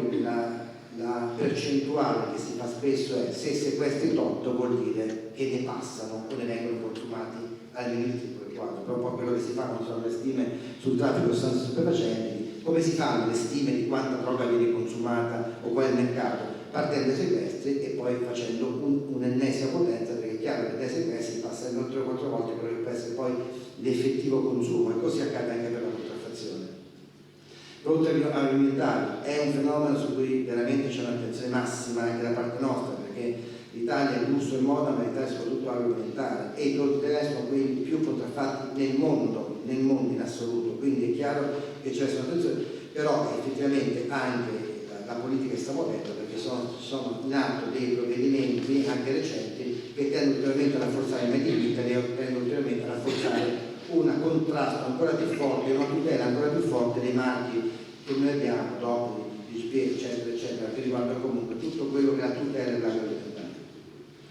Abbiamo parlato anche della facilità dell'internet, perché proprio che l'evoluzione sarà anche quella attraverso la soglia della virtualità, a cui sarebbe bello anche magari dedicare un altro argomento, perché stiamo affrontando un problema a cui noi ci stiamo avvicinando, ma in realtà noi stiamo proiettando al futuro, e quindi dobbiamo pensare già che ci possono essere delle forme che da un lato tendono a tutelare la tracciabilità dei prodotti, perché la blockchain, ad esempio, vengono utilizzate da moltissime aziende già per fare la tracciabilità dei prodotti, e questa già tecnologia blockchain verrà utilizzata spesso anche nell'alimentare per cercare di fare in modo che il prodotto venga indicato. Ma non è escluso che questa stessa tecnologia o questa, diciamo, virtualità, come ad esempio la produzione di NFT, possano comunque essere prodotti che in qualche modo apparentemente sono assolutamente autentici, ma potrebbero poi generare ulteriori problemi dal punto di vista del fisco, ma soprattutto del riciclaggio. Ma internet ha sicuramente agevolato moltissimo, anche grazie all'anonimato e anche al fatto che comunque alla fine c'è una scelta molto più ampia di quella che potrebbe essere la scelta fissa, che noi spesso dobbiamo incappare sul territorio invece di ci permette di avere una scelta globale. Le conseguenze, avevo detto, mi soffermo, è un reato, ripeto, più volte più offensivo, quindi abbiamo tutta una serie di conseguenze che vanno dalle condotte illecite alla pianificazione, ai pericoli per il consumatore, salute e sicurezza, soprattutto quando parliamo di prodotti per i bambini, per diciamo giocattoli, sono assolutamente pericolosi, infatti veramente sono anche pericolosi e tossici tendenzialmente. I risvolti fiscali naturalmente, se un mercato illegale opera tutto completamente in nero, tutto quello che il mercato produce, quindi sia economia, sia benessere che anche imposte, non viene ovviamente, non è previsto, per cui è tutto quanto in nero, per cui c'è un danno enorme anche all'erario. Ovviamente poi dalle imprese, che naturalmente le imprese che producono quel marchio hanno dei costi per sostenere la loro qualità, si vengono poi ovviamente sottratti una fetta di mercato magari anche significativa, che può essere ovviamente destinata al mercato irregolare. Quindi perché si è diffusa, l'abbiamo detto anche prima, perché non c'è quella riprovevolezza da parte della società, la contraffazione ha sempre prodotto scarso allarme sociale, ma la contraffazione ha anche, se vogliamo, meno rischi al piano sanzionatorio. Recentemente, grazie anche all'accorda politica, sono state ampliate anche le misure investigative che vanno a rafforzare l'attività investigativa sulla contraffazione e vanno a sanzionare ulteriormente utilizzando anche le organizzazioni criminali, ma prima all'inizio era una sanzione molto blanda ed era anche molto poco, diciamo, influente per quanto concerneva quello che era l'apporto del reo che a fare questo tipo di reato. Poi c'è naturalmente il discorso del riciclaggio, che è un altro aspetto che ovviamente va a considerare, abbiamo già parlato, e tutto quello che in qualche modo è anche l'alto profitto che impone a chi fa questo tipo di reato, impone, o meglio, consiglia di investire in questo reato, perché è un reato che produce altissimi risultati. Termino con il discorso di collaborazione con le altre forze, che ritengo adesso è molto molto più ampio di questo. Sono indicato che, come abbiamo detto e come abbiamo ripetuto anche in questi incontri, è un lavoro sinergico, quindi lavoriamo noi insieme ovviamente alle forze dell'ordine, lavoriamo insieme all'ANCI, lavoriamo insieme alle polizie locali, insieme ai ministeri, perché bisogna fare squadra in un settore così importante. Però è stato importante, come ho detto, e qui concludo, il fatto che è determinante che ci sia una minore richiesta di merci contraffatte, quindi bisogna agire sulla conoscenza, sulla cultura della legalità, sulla dissuasione da questi contraffatti per i danni e i pericoli che ho indicato, per tutelare quelle che sono le 4 prevalenti voci, ma soprattutto anche per tutelare quello che è il benessere e sviluppo economico, perché la contraffazione sicuramente non è un fattore né di crescita né di benessere. Io vi ringrazio per l'attenzione.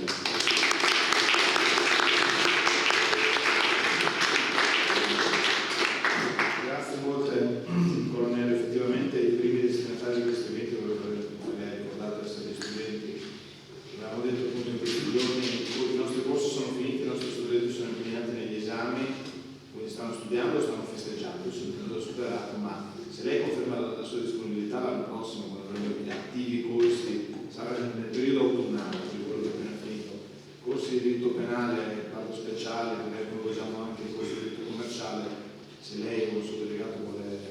partecipare, organizzare un nostro seminario, ben volentieri. E grazie davvero per questa ampia relazione introduttiva sui profili molteplici, profili penalistici che l'hanno costretto a uno sforzo. Che l'hanno costretto ad uno sforzo di sintesi, e dopo la dimensione prevalentemente penalistica ci apprestiamo ad affrontare quelle invece prevalentemente privatistica, quindi sono davvero lieto di passare alla componente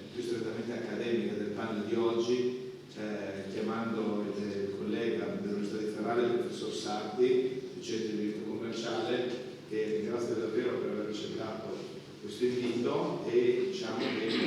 nel programma la sua relazione è dedicata come avete ad oggetto i profili di diritto privato, appunto della contraffazione,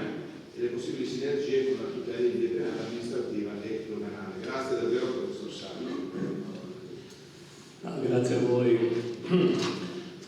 Parlo anche con una certa emozione perché a pochi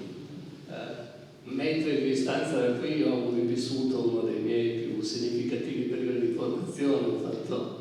l'allievo ufficiale di complemento nel periodo in cui l'Accademia era in corso di spostamento da Roma a Bergamo, e avevamo tenuto qui il corso allievi ufficiali, e devo dire che 4 mesi puri ma che rimpiango, e quindi mi fa molto piacere parlare in questo luogo e dopo un ufficiale del corpo portare la mia esperienza che vuole illustrare una prospettiva un po' diversa del tema della contraffazione. Diciamo che dal punto di io, in quanto studioso del diritto commerciale, del diritto industriale, quindi dei fenomeni privatistici, non certamente penalistici della contraffazione, ho sempre avvertito, ma non solo io, un po' tutti i membri della nostra corporazione, una certa una diversità di visione di fondo che cui il privatista si fa portatore. Per esempio, un tema estremamente delicato e complesso riguarda la pluriflessibilità del reato, di cui si è parlato prima. Ecco, questa visione plurioffensiva è molto, ma molto distante da quella del privatista, che tende a ricostruire il fenomeno della contraffazione nell'ottica del titolare dei diritti di proprietà intellettuali, quindi come strumento essenzialmente privatistico di tutela degli interessi privati. E questo porta tra l'altro a giustificare e interpretare tutta una serie di norme che io personalmente, da uno studioso del diritto penale, faccio molta fatica a inquadrare in una visione plurioffensiva del reato. Dato un elemento di dibattito, quasi di litigio, che in passato caratterizzava gli studenti di classe del diritto della proprietà industriale rispetto al fenomeno penale, riguardava la contraffazione brevettuale. Ora io non so se e quale evoluzione ci sia stata nella normativa, nell'interpretazione della normativa penalistica in materia di contraffazione, però un dato che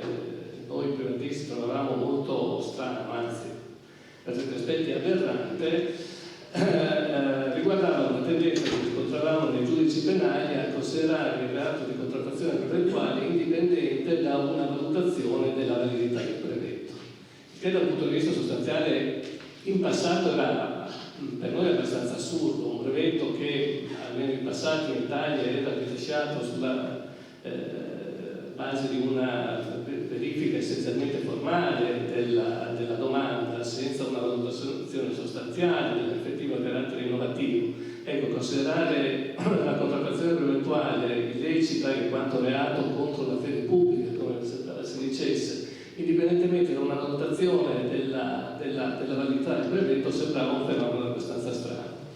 E questo è un indice sintomatico di un fenomeno probabilmente più ampio, cioè, se volete, anche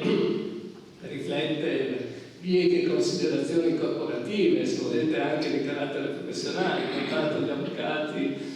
di formazione civilistica temevano un'invasione del diritto penale nel campo dell'applicazione, dell'enforcement del diritto industriale, e dimostravano un certo quale timore a fronte di questo fenomeno. E in questa prospettiva è anche significativo che le prime reazioni dei nostri colleghi all'accentuazione degli interventi pubblicistici, non solo penalistici in senso stretto, ma più ampiamente amministrativistici, le reazioni,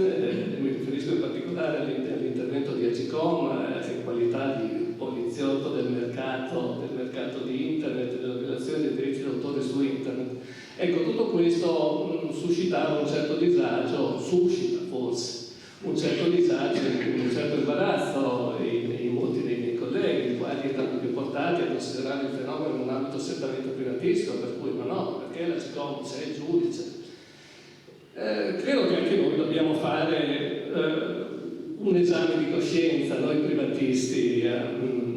intendo dire. A un certo punto è chiaramente emerso che il diritto privato, il diritto commerciale non può offrire strumenti di reazione efficace di fronte a determinati fenomeni.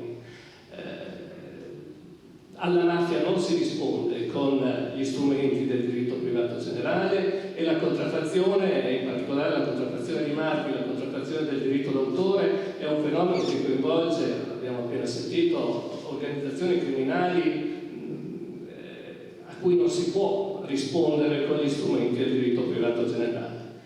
Però è vero che c'è un problema di confini dell'intervento di carattere privatistico e di carattere pubblicistico e penalistico. Allora, secondo me, in questa prospettiva, io sarei portato a distinguere diversi aspetti del fenomeno della contraffazione. Credo che l'intervento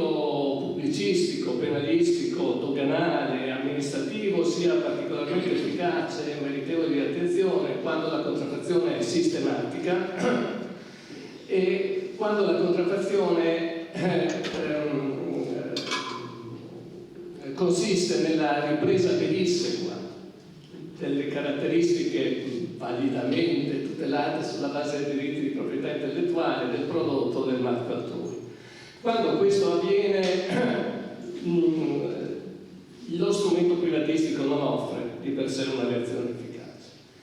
Ma al tempo stesso ho molte perplessità a fronte della possibilità di reagire con gli strumenti amministrativi e penali a fronte di situazioni che sono molto più sfuggenti. Un dato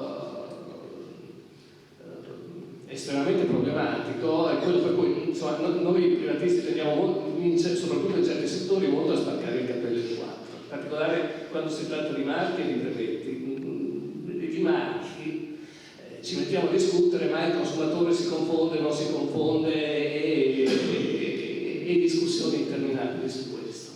Ecco, un intervento di diritto penale che valorizzi questa discussione non funziona. Non possiamo, senza adesso, mettere a terra interventi che richiedono certezza, rapidità di tempi e immediatezza di reazioni sulla base di valutazioni estremamente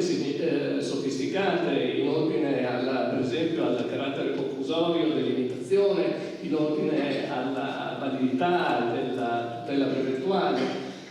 in ordine all'approfittamento della notorietà.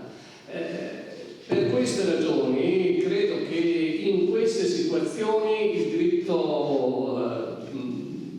penale non funzioni o funzioni male o rischi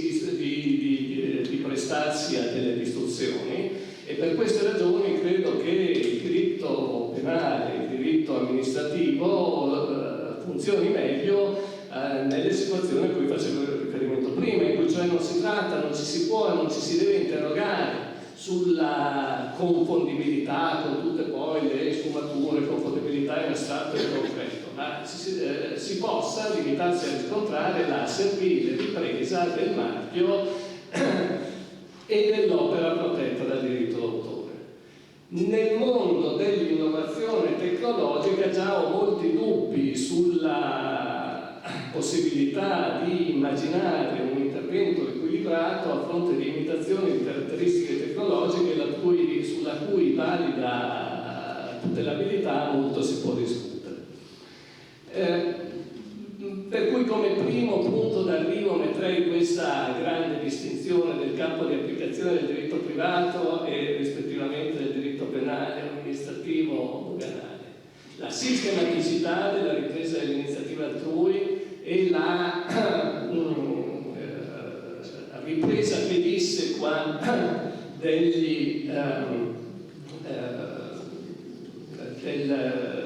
del segno distintivo o dell'opera protetta dal diritto d'autore. Dal punto di vista dell'opera protetta dal diritto d'autore è intervenuto poi un ulteriore fatto socialmente significativo, e cioè la tendenza che ha caratterizza il mondo di internet a tendenziale tolleranza nei confronti del fenomeno della contraffazione. Ecco, su questo si potrebbe discutere a lungo. Da questo punto di vista credo che però un ruolo importante l'abbiano assunto le norme che riconoscono e proteggono le misure tecnologiche di protezione dell'opera protetta. Sono state di norme a loro volta molto discusse da alcuni miei colleghi sulla base di una serie di sottilissime disposizioni dogmatiche che a me francamente non convincono molto. Io personalmente credo però che la scelta di riconoscere e proteggere misure tecnologiche di protezione sia importante e sia più che ragionevole, anche perché l'esistenza di misure tecnologiche di protezione agevola la percezione del disvalore della copia, ciò che è facilmente copiato. Quando un'opera protetta dal diritto d'autore è facilmente copiabile, facilmente riproducibile, è difficile far entrare nella mentalità dell'utente l'idea che questa semplicissima attività di copia sia illecita. Nel momento in cui si introducono delle misure anticopia, la necessità di adottare strumenti di aggiramento di queste misure, a mio avviso, agevola una maggiore consapevolezza del pubblico in ordine all'illiceità del comportamento, e a questo a sua volta giustifica un intervento del diritto penale su basi che possono essere relativamente semplici, cioè l'idea di sanzionare penalmente la rimozione, l'aggiramento, la commercializzazione di dispositivi di aggiramento di misure tecnologiche di protezione, ecco che determina situazioni in cui una reazione di tipo penale mi sembra personalmente giustificata, mi sembra personalmente anche dal punto di vista dell'attuazione pratica del diritto realizzabile senza eccessive lentezze, senza eccessivi rischi di incertezza, senza eccessivi rischi di compressione dei diritti individuali dell'utilizzatore. 3 minuti vorrei dedicarli al tema delle indicazioni geografiche. Il tema delle indicazioni geografiche che a me sempre passo bruttissimo da studiare, l'ho studiato tantissimo per una serie di ragioni. Il tema delle indicazioni geografiche è un tema in cui l'intervento della repressione penalistica e amministrativistica è fondamentale. Il sistema DOP-IGP probabilmente si regge in prima battuta sull'introduzione da parte degli Stati membri dell'Unione Europea di misure anzitutto di carattere pubblicistico. Misure di carattere pubblicistico che devono vedere in campo le autorità e le forze dell'ordine. Però ecco, anche qui attenzione, benissimo DOP-IGP,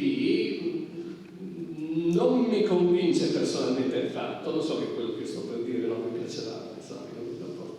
non vi portare la pace alla spada. Io non credo minimamente all'Italian Sounding, non credo che la battaglia contro l'Italian Sounding sia una battaglia persa in partenza, per tante ragioni. Anzitutto perché dobbiamo andare a prendere su mercati esteri che ragionevolmente non introdurranno all'interno del nostro sistema legislativo misure di tutela a fronte del richiamo e dell'agganciamento dei prodotti a territori stranieri. Non so d'altro canto quanto il fenomeno di produzione in Italia per definizione di ipotesi non riesco a concepire la possibilità di reprimere in Italia le esportazioni verso territori esteri di prodotti caratterizzati da Italian Sounding, prodotti che per definizione di ipotesi a questo punto verrebbero fabbricati in Italia e non dovrebbero quindi considerarsi lesivi, preteso divieto di richiamo dell'italianità del prodotto. Chi è poi senza peccato scaglia la prima pietra, quanti marchi o segni distintivi che richiamano origini soprattutto statunitensi vediamo utilizzati anche in imprese italiane, ad esempio in jeans o capi di abbigliamento di tradizione tipicamente anglosassone. Da ultimo la sentenza della Corte di Giustizia nel caso Balsamico. Nella materia delle indicazioni geografiche l'Unione Europea ha rivendicato la ragione a torto una competenza esclusiva alla regolamentazione del fenomeno, perlomeno nel settore caratterizzato da discipline uniformate come quella della DOP sentenza fortissimamente criticata, a mio avviso eccellente, perfetta, giustissima, ha detto che l'utilizzazione del nome balsamico non accompagnata da aceto balsamico di Modena da parte di produttori stranieri andava sostanzialmente benissimo, e credo che avesse ragione per tutta una serie di motivi con cui adesso non sto ad annoiare.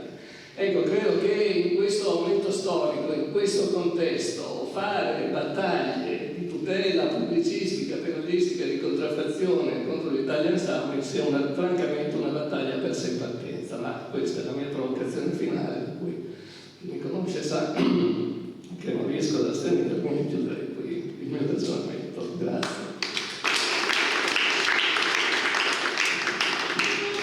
Grazie, professor Sassi, proprio per questo che avevamo fatto, perché sapevamo che non si sarebbe estenuto da una conclusione provocatoria della quale ci ringraziamo. Quindi è ovvio che la sua relazione sottolinea una volta in più la indispensabilità di un approccio interdisciplinare al tema. È chiaro che anche l'interconnessione tra le discipline, e mi ha molto interessato l'esperimento iniziale quando avevamo pensato sulla necessità e la necessità di una tutela penalistica che prescinda dalla realtà del brevetto. Sul fronte penalistico si potrebbe ragionare proprio in termini di offensività, almeno sul versante più classico della protezione della proprietà industriale, quindi uno spunto davvero interessante. Soggiungo una cosa che prima, che stiamo andando verso un riconoscimento, cioè verso un modo sempre più ampio delle forme di prevenzione europea, e allora ragionare ancora di tutela contro la pubblica fede senza inserire il tema della pubblica fede in un contesto di armonizzazione europea è molto produttivo. Grazie molte. Proseguiamo con la componente appunto assolutamente accademica del panel dei relatori di quest'oggi, e sono davvero lieto di invitare il professor Lorestosi, che insegna diritto tributario all'Università Ca' Foscari di Venezia. Mi pare che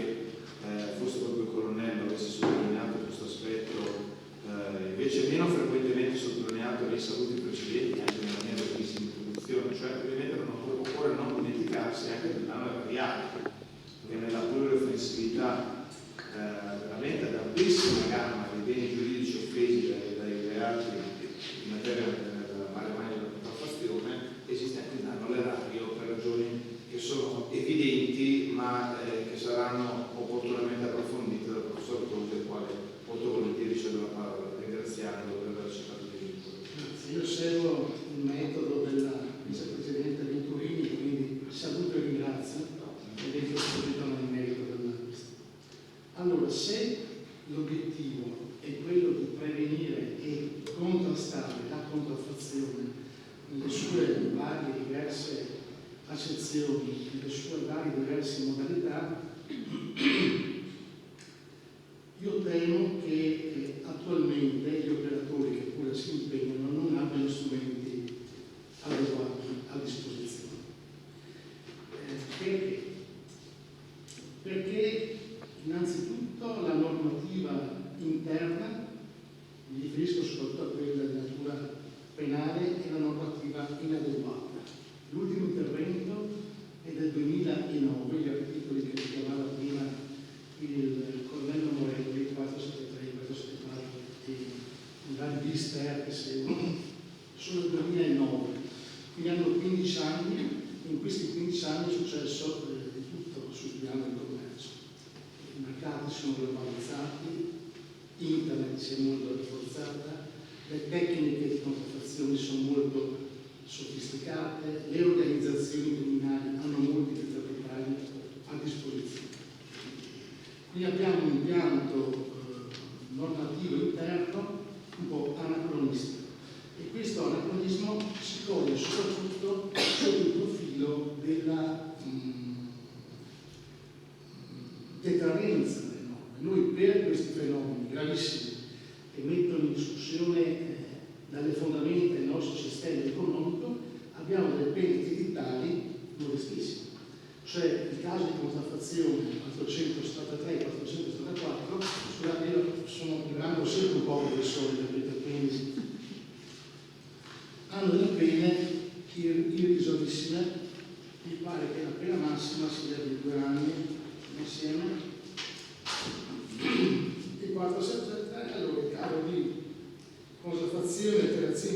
i segni distintivi da 6 mesi a 3 anni. 6 mesi a 3 anni, nel caso del 474, dove praticamente l'alterazione riguarda prodotti industriali marchi, andiamo da 1 a 4 anni. Con questi sistematicamente sostituito. questa è una pena irrisoria che di sicuro non impute timore a nessuno, perché come giustamente stava dicendo il collega Ciro, che basta un attenuato, un patteggiamento, si va sotto i 6 mesi come niente, si converte in una somma di denaro e buonanotte e buonanotte. Questo per quanto riguarda la normativa interna. Poi sul piano internazionale, e qui dobbiamo ricollegarci a un tema che è stato affrontato sia dall'amico Sarti sia dal governatore, il discorso della internazionalizzazione, che ha varie sfaccettature, si può dire molte cose, ma la cosa più importante da dire è che il mercato unionale è un mercato doganale perfetto. Cosa vuol dire questo? Che se io devo importare un bene dalla Cina in Italia, non devo sdoganare in Italia, io posso sdoganare ad Amsterdam e poi da Amsterdam arrivo in Italia senza nessun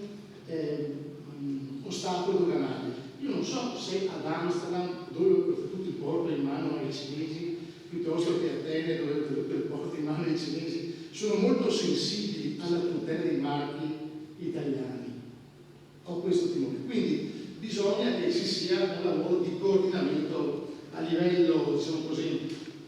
di approfondimento a livello normativo. Va modificata la normativa interna perché oggettivamente è troppo blanda e va intensificata la cooperazione internazionale in ambito unionale, dove però dei sei che ci siano interessi convergenti con i nostri interessi. Partendo da questo presupposto, mi sono prefisso questa specie di obiettivo di basso profilo, cioè vedere se a legislazione invariata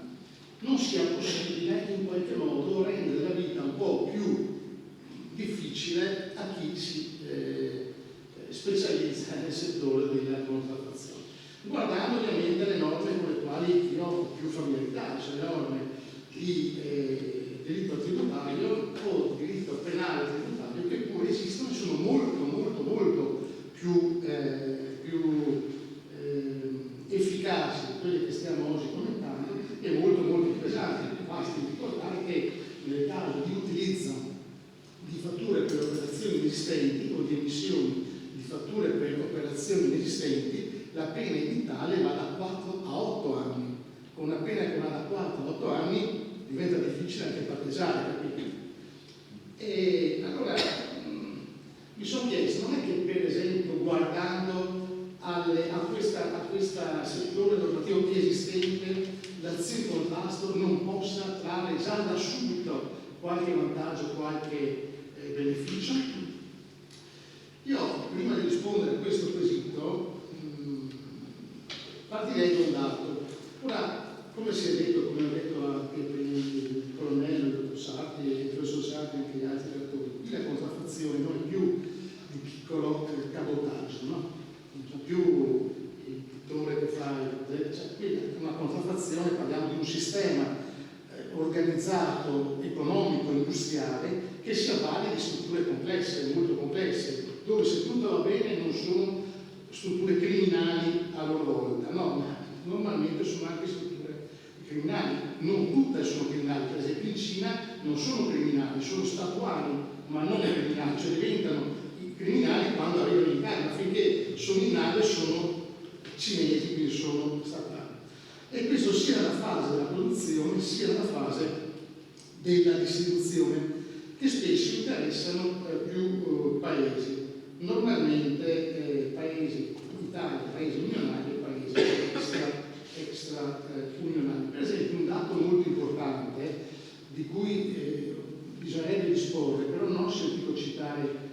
oggi. Sappiamo che il fenomeno di contraffazione assume, è poliedrico, assume diverse forme, diverse sfaccettature. Però un dato fondamentale secondo me è questo: quanta parte del, diciamo così, mercato contraffazione è un mercato opaco, cioè quanta parte avviene fuori dai canali economici ufficiali e quanta parte invece si realizza nei canali economici ufficiali, cioè quanta parte, faccio l'esempio, di borse di Vuitton vengono vendute dal marocchino in spiaggia e quante scarpe, Nike, come abbiamo visto prima, vengono vendute invece ufficialmente nei negozi senza essere originali e autentici. Questo è un dato secondo me molto importante, importantissimo, che raramente ho sentito citare. Allora, per non fare la fine della mi viene in mente la favola di Esopo della lepre tartaruga, ma qui l'esito temo possa essere quello inverso, dove la tartaruga non raggiunge mai la lepre se non si innalza il livello del confronto. A legislazioni variabili il diritto tributario, il diritto penale tributario può offrire 3 spunti che mi permetto di sottoporre alla vostra attenzione. Primo spunto. Ora, non è infrequente, anzi è, penso, normale, che quando viene commercializzata della merce contraffatta, soprattutto se questa commercializzazione poi è destinata al mercato ufficiale, mi riferisco alla contraffazione che porta l'oggetto contraffatto in un negozio, non di rado viene a configurarsi la violazione dell'articolo 2 e dell'articolo 8 del decreto 74, cioè reato di emissione e utilizzazione di fattura per operazione inesistente. Perché se io ho una negozio e nelle sue 3 diverse conformazioni di inesistenza oggettiva, soggettiva o qualitativa, se io ho un negozio e devo mettere in vendita una maglietta di Lacoste, faccio per dire, che non è una maglietta di Lacoste, però so che devo battere lo scontrino quando la vendo, ho bisogno di una fattura, altrimenti vado a pagarmi le imposte su tutto. Quindi la fattura che mi arriva a quel punto è una fattura che mi farà un soggetto, diciamo così, o di compra, è un'operazione oggettivamente esistente, o il soggetto che realmente me la vende mettendo che è una costa, ma a questo punto sarebbe una fattura qualitativamente esistente, oppure un soggetto filtro che si interpone tra me e il mio vero fornitore, quindi una fattura soggettivamente esistente. Allora, se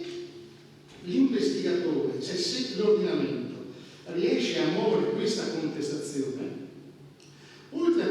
alle negoziazioni di cui sto parlando ad esempio, oltre a conseguenze fiscali importanti, perché in questo caso il negoziante non potrà detrarsi l'IVA e pagherà ovviamente l'IVA più una sanzione pari al 135% dell'IVA stessa. Ma oltre a questo ne discende un sensibile aggravio delle pene edittali, perché ai famosi 6 mesi si aggiunge da 4 a 8 anni e qui le cose cominciano a cambiare anche per il più spregiudicato dei commercianti. Quindi aumenta moltissimo la deterrenza. Non solo, poiché il massimo edittale è di 8 anni e non più di 3 anni, non torna più applicabile la causa di non punibilità per particolare tenuità del fatto. Sono ammissibili le intercettazioni telefoniche che con le 473 e 474 non sono consentite e poi è applicabile la misura di custodia cautelare in carcere che per i 473 e 474 non è consentita. Seconda considerazione. Allora, il fenomeno della contraffazione si diffonde attraverso una serie di atti commerciali mediante i quali il bene contraffatto passa dalla produzione alla distribuzione e al consumo al dettaglio. Ora sono tutte compravendite, stilisticamente i contratti di compravendita normali, che hanno però questa peculiarità, hanno per oggetto un bene contraffatto. Ora sappiamo, perché per effetto degli articoli richiamati prima dal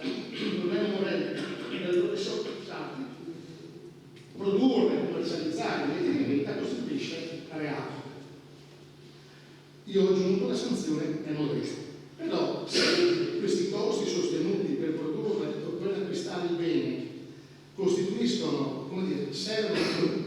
realizzano di per sé un reato, il costo è fiscalmente indeducibile. Il costo diventa fiscalmente indeducibile, quindi il soggetto che mette in vendita la famosa maglietta della Costa, il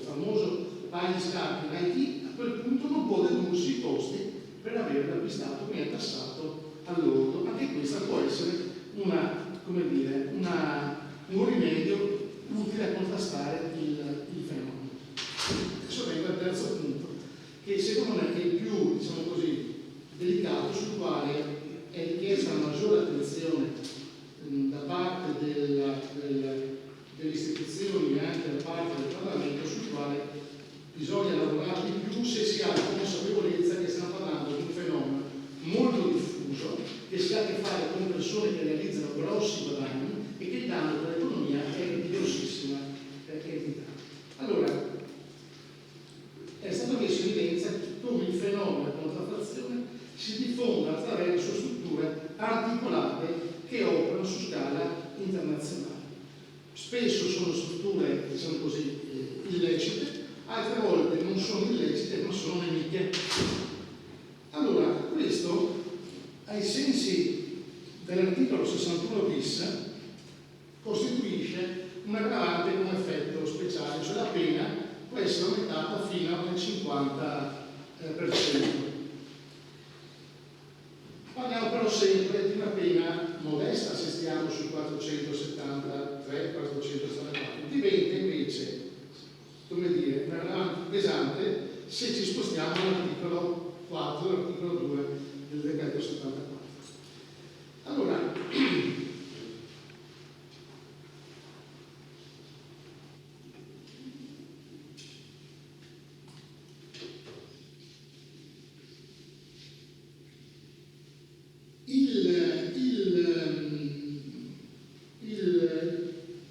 il fatto che venga realizzata questa attività di contraffazione attraverso strutture organizzate che operano su scala internazionale consente per esempio di contestare l'aggravante della transnazionalità, che io raramente vedo contestata dalle procure, raramente. Però contestando la transnazionalità diciamo che questo si complica un pochino, perché l'articolo 61 bis del codice penale prevede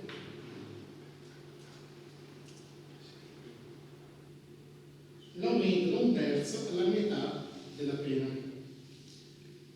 Poi in Italia c'è un altro, diciamo così, difetto un'altra carenza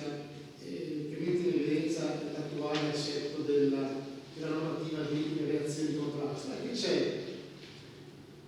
come dire, la forbice, cioè è troppo bassa il minimo editale, troppo basso il minimo editale, e diciamo così il massimo editale a sua volta è basso, ma il minimo editale è troppo basso. Bisogna fare un intervento normativo che renda estremamente controproducente affrontare il processo per chi subisce questo tipo di contestazione. Se si rende molto come dire, problematica, se si fa sì che per il soggetto che ha questa contestazione sia difficile prendere una decisione sulla linea difensionale, si ottengono i risultati voluti. Attualmente un soggetto che ha questa contestazione non ha questo imbarazzo, perché è troppo bassa la minima editale e bassa la massima editale. Bisogna fare in modo che questa forbice si allarghi, aumentando la minima editale e aumentando di molto la massima editale. Solo a questa condizione alcune norme che ci sono nel nostro ordinamento diventano efficaci, e adesso dico quali sono, ma sono del tutto inefficaci. Per esempio, se io vado a prendermi l'articolo 416 bis 416 bis 1, comma terzo, che riguarda delle attenuanti specifiche per i reati per le associazioni tipo mafioso anche straniere, normativa che si applica per effetto di alcuni rinvii anche nel caso nostro. Io ho previsto che si riduca la pena da 1/3 alla metà nei confronti dell'imputato che, dissociandosi dagli altri, si adopera per evitare che l'attività delittuosa sia portata a conseguenze ulteriori polizia o l'autorità giudiziaria nella raccolta degli elementi decisivi per la ricostruzione dei fatti e per la individuazione o la cattura degli autori. Qui c'è una norma premiale che però nasce già depotenziata, perché ha un senso se la sanzione che tu rischi è una sanzione elevata, ma se la sanzione che tu rischi è una sanzione di 2 anni, non serve a poco o a niente questa disposizione. Lo stesso dicasi per il 4744, cioè praticamente una norma che riguarda proprio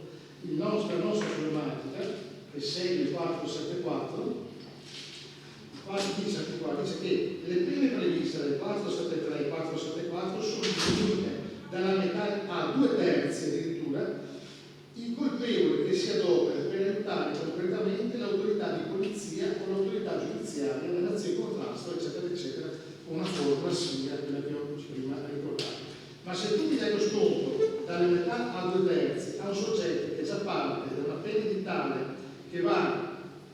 da 6 mesi a 3 anni, nessuno collabora, la norma è praticamente, nasce già depotenziata. Per completezza faccio anche presente che voi sapete che in Italia c'è tutta una legislazione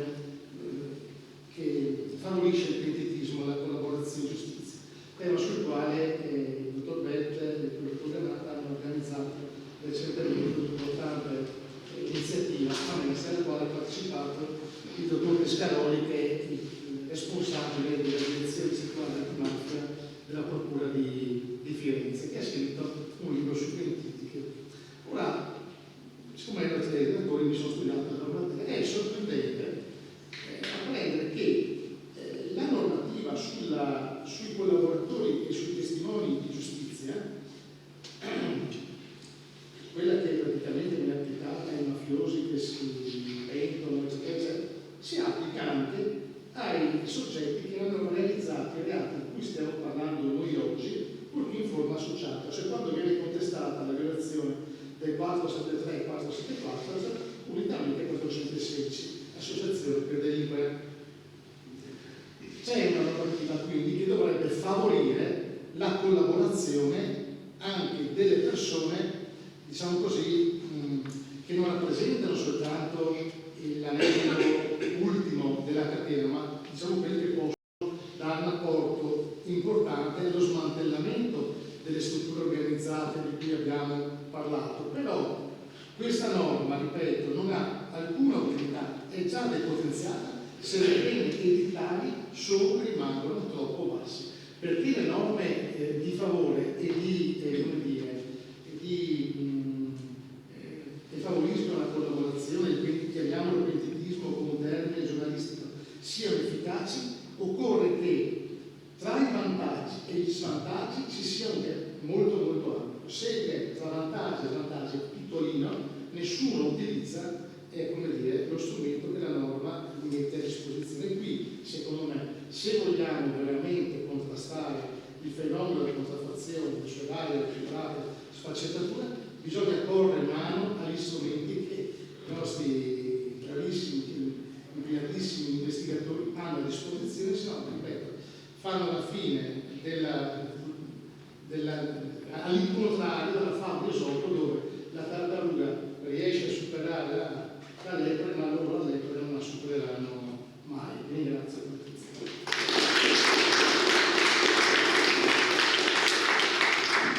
Grazie molto, è stato davvero interessante gli studi che ci ha offerto. Mentre lei parlava sono andato a controllare il numero di porti controllati dai cinesi e se provasse a fare una lista non finirebbe. Però mi chiedo solo una precisazione, perché non essendo uno studioso del diritto penale tributario mi chiedevo se volete quella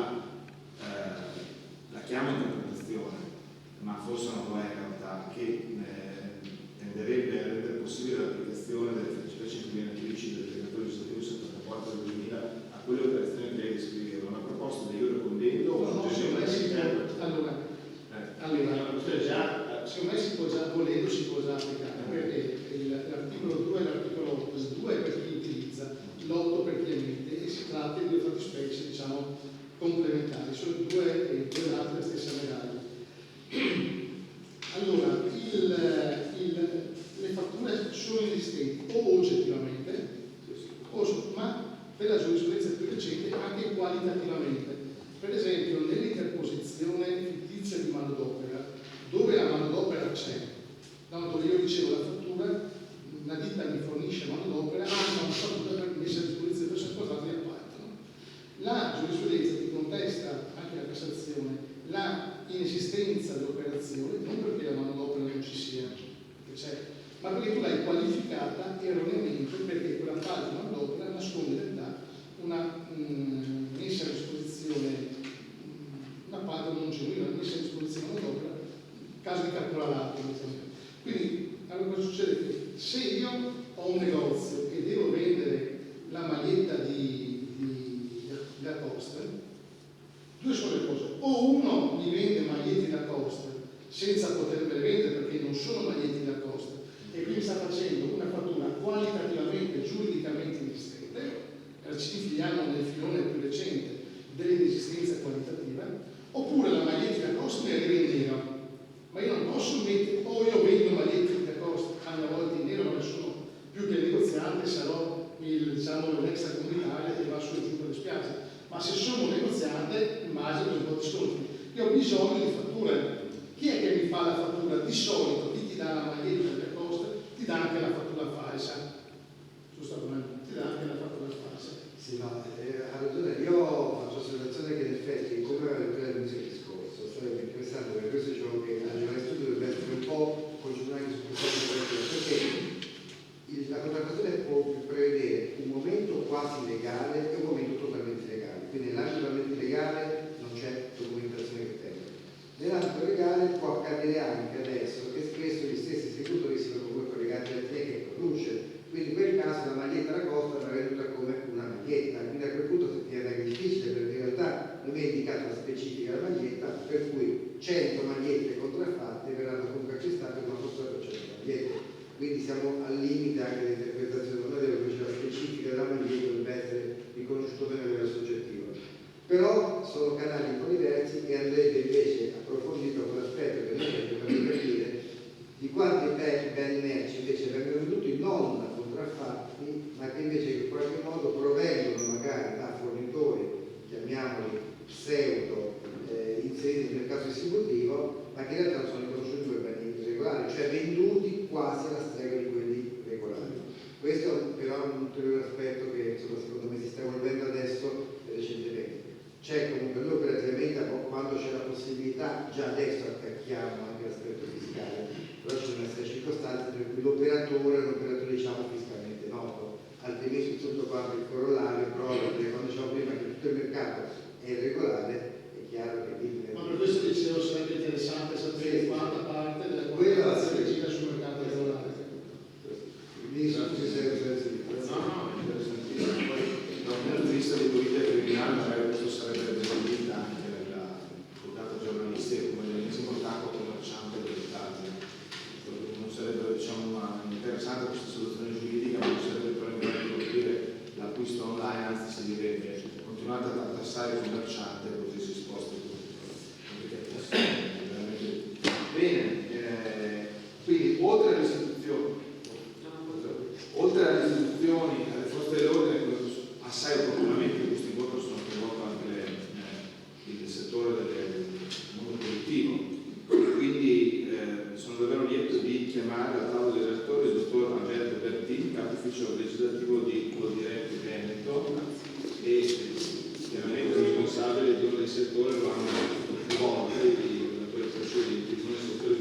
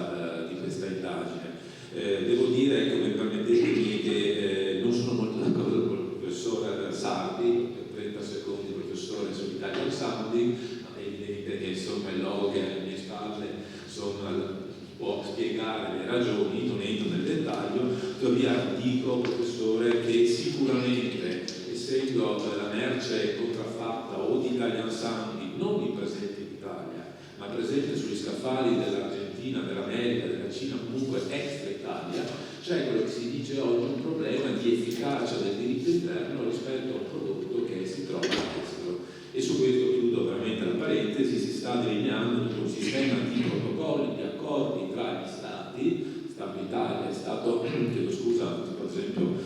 con l'Argentina, penso sul tema del Prosecco, che forse sono l'unica strada per cercare di arginare il problema della contraffazione. Detto questo, come vedete nel sottotitolo, l'ontologia dei risultati della ricerca, perché in questi 15 minuti ovviamente non starò qui a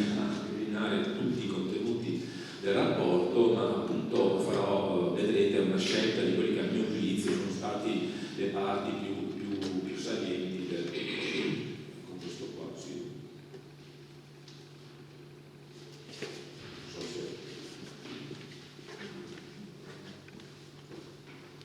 credo che con questo perfetto. Le parti più salienti del rapporto, ecco, come vedete anche dalla slide alle mie spalle, questo rapporto è stato, vedete negli asterischi in basso, finanziato da una legge che è stata citata prima anche da chi mi è intervenuto, in particolar modo anche dal consigliere Becker e dell'assessore, la 48 del 2012, che nell'ambito della sua attività, devo dire, finanzia, e questo è un aspetto anche importante che magari è stato detto, la legge appunto è finanziata annualmente attraverso anche la legge di bilancio con delle risorse regionali proprio per finanziare alcuni progetti che siano di contrasto e di promozione della cultura della legalità. Nella fattispecie questo rapporto, secondo monitoraggio, è stato assegnato dalla Regione del Veneto, possiamo dire così, è appunto la committente all'osservazione, alla Fondazione Osservatorio sulla criminalità dell'agricoltura e sistema alimentare, detto molto più semplicemente Fondazione Agromafia, che ha sede a Roma, che è stata promossa dalla Coniletti, dalla mia confederazione, e che come vedete si pone in questo rapporto l'obiettivo di analizzare, essendo, come vedete dal numero 2 la seconda parte, l'obiettivo di analizzare il fenomeno della illegalità nell'ambito delle filiere agroalimentari del Veneto nel periodo indicato del 2023 e 2022. Ecco, io ho sottolineato, soprattutto inerente a quelli che sono stati per noi dei soggetti importantissimi nella stesura di questo rapporto, che però sottolineo avviene in modo indipendente, nel senso che la lettura dei dati, dei rapporti e delle statistiche che ci vengono fornite dalle autorità sono lette in chiave assolutamente indipendente, e lo vedrete anche nelle slide successive. E vedete appunto i soggetti che hanno contribuito, l'ex ispettorato interregionale del lavoro del Nord-Est, adesso sapete che ha avuto una serie anche di riorganizzazioni, insomma sempre ispettorato del lavoro, intervenire nel reparto di tutela agroalimentare, il nucleo di polizia economico-finanziaria della Guardia di Finanza di Venezia, l'ispettorato centrale di CQRF, che sapete essere organo di vigilanza incardinato nell'ambito del Ministero della Sovranità Alimentare, e Coldiretti per la parte appunto di cerniera, di coordinamento per alcuni dati. Io qui, come vi ho detto prima, il sottotitolo è un'antologia, illustrerò alcune parti di questo rapporto, che sono quelle relative al caporalato e alle nuove forme di sfruttamento lavorativo, essendo anche, come dire, una parte che professionalmente è in linea con la mia attività, occupandomi anche nel quotidiano di questioni appunto giuslauristiche e di diritto del lavoro, le pratiche commerciali sleali, e soprattutto ho ritenuto portare a questo gruppo anche quella che è stata la percezione del malaffare nel comparto agroalimentare, cioè che cosa ne pensano i cittadini, cosa ne pensano le imprese agricole e le istituzioni del malaffare, cioè della infiltrazione mafiosa nel sistema agroalimentare. Ecco, questo tema, che è quello del caporalato e delle nuove forme di sfruttamento lavorativo, ho ritenuto opportuno riportarvi quelli che sono veramente in sintesi alcuni dati dell'agricoltura che vedete qui alle mie spalle, perché come si diceva prima è evidente che un tessuto fatto di oltre 65.000 imprese agricole e un tessuto che vede assumere quasi 70.000 lavoratori, con la divisione che trovate sotto, di cui vedete quasi 40.000 sono stranieri, è evidente che qualcuno, diciamo, non proprio ligio al rispetto delle norme potrebbe essere interessato a intervenire in un mercato, quello del lavoro e dell'economia agricola, attraverso forme illecite che sono oggetto da parte dell'autorità di controllo, di vigilanza, appunto alla genuinità, quindi al rispetto delle norme. Quindi questo per dire, come è stato messo in evidenza prima, che laddove c'è un'economia, in questo caso relativa alle imprese agricole, che è importante, è anche facile che ci sia la infiltrazione di qualche soggetto non così rispettoso delle norme. E infatti quella del caporalato, il settore agroalimentare, è una situazione qui evidenziata in costante evoluzione, perché è un fenomeno dinamico, vedremo adesso, e che anche le autorità di vigilanza possono confermare, cioè di continua evoluzione, e soprattutto si stanno affacciando anche forme nuove di irregolarità. Questo è evidenziato soprattutto da parte del lavoro dell'ispettorato regionale del nord-est di Venezia. Questo ovviamente emerge nel rapporto. Qui vi ho riportato quello che per noi, insomma, che studiamo anche un po' il diritto del lavoro, insomma, le imprese cosiddette senza terra irregolari. Queste imprese senza terra cosa sono? Io vi ho riportato qui in basso un richiamo che è stato fatto ancora nel 2019 dall'istituto, che sono quelle imprese che di fatto non sono imprenditori agricoli, perché non rientrano nell'ambito del 2135 del Codice Civile, ma fanno servizi per l'agricoltura. Se voi vedete o andate a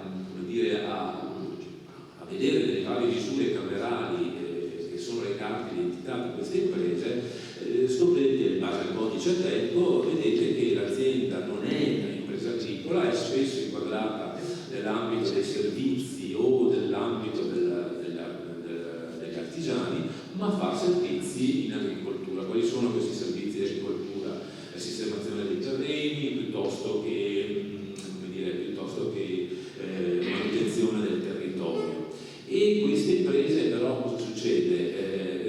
Basano ovviamente le loro attività su una base, è stato detto anche prima, di un contratto che è quello di appalto, cioè l'appalto principale è il contratto di appalto. Di per sé, questo lo sottolineo, si tratta sia delle imprese cosiddette senza terra, che però sottolineo non è, come ha riconosciuto l'istituto, una perfezione giuridica senza terra, perché sono imprese che operano, che sembrano agricole ma non lo sono, ma perché non hanno la terra,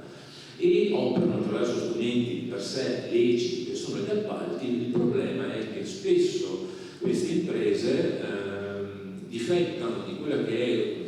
è stato riconosciuto anche dall'istituto, di una organizzazione imprenditoriale fatta di mezzi e anche di capitali sufficienti per essere definite imprese proprio ai sensi del codice civile, e soprattutto deficitari di quegli elementi necessari che devono essere presenti perché si possa parlare di appalto lecito o di appalto genuino, come è stato anche riconosciuto prima. Quindi quando si parla in questo caso di imprese senza terra irregolari, si va a indicare proprio quel fenomeno per cui l'impresa in realtà non ha una struttura organizzativa necessaria, ma ha invece assume lei l'impresa e nei lavoratori, 10-30 lavoratori, le cosiddette squadre, e le mette a disposizione all'imprenditore agricolo che sulla base di un contratto di appalto utilizza queste persone. E è evidente che spesso l'appalto è illecito perché manca la struttura organizzativa e gli indici di genuinità che il Ministero ha riconosciuto, ma spesso dall'appalto illecito si arriva fino anche alla somministrazione illecita di persone, perché appunto non sussistono gli elementi, e quindi da qui, come evidenziato anche nella pagina letto, mancano tutte le visite mediche, mancano spesse volte le assunzioni, mancano quegli elementi che sono in grado di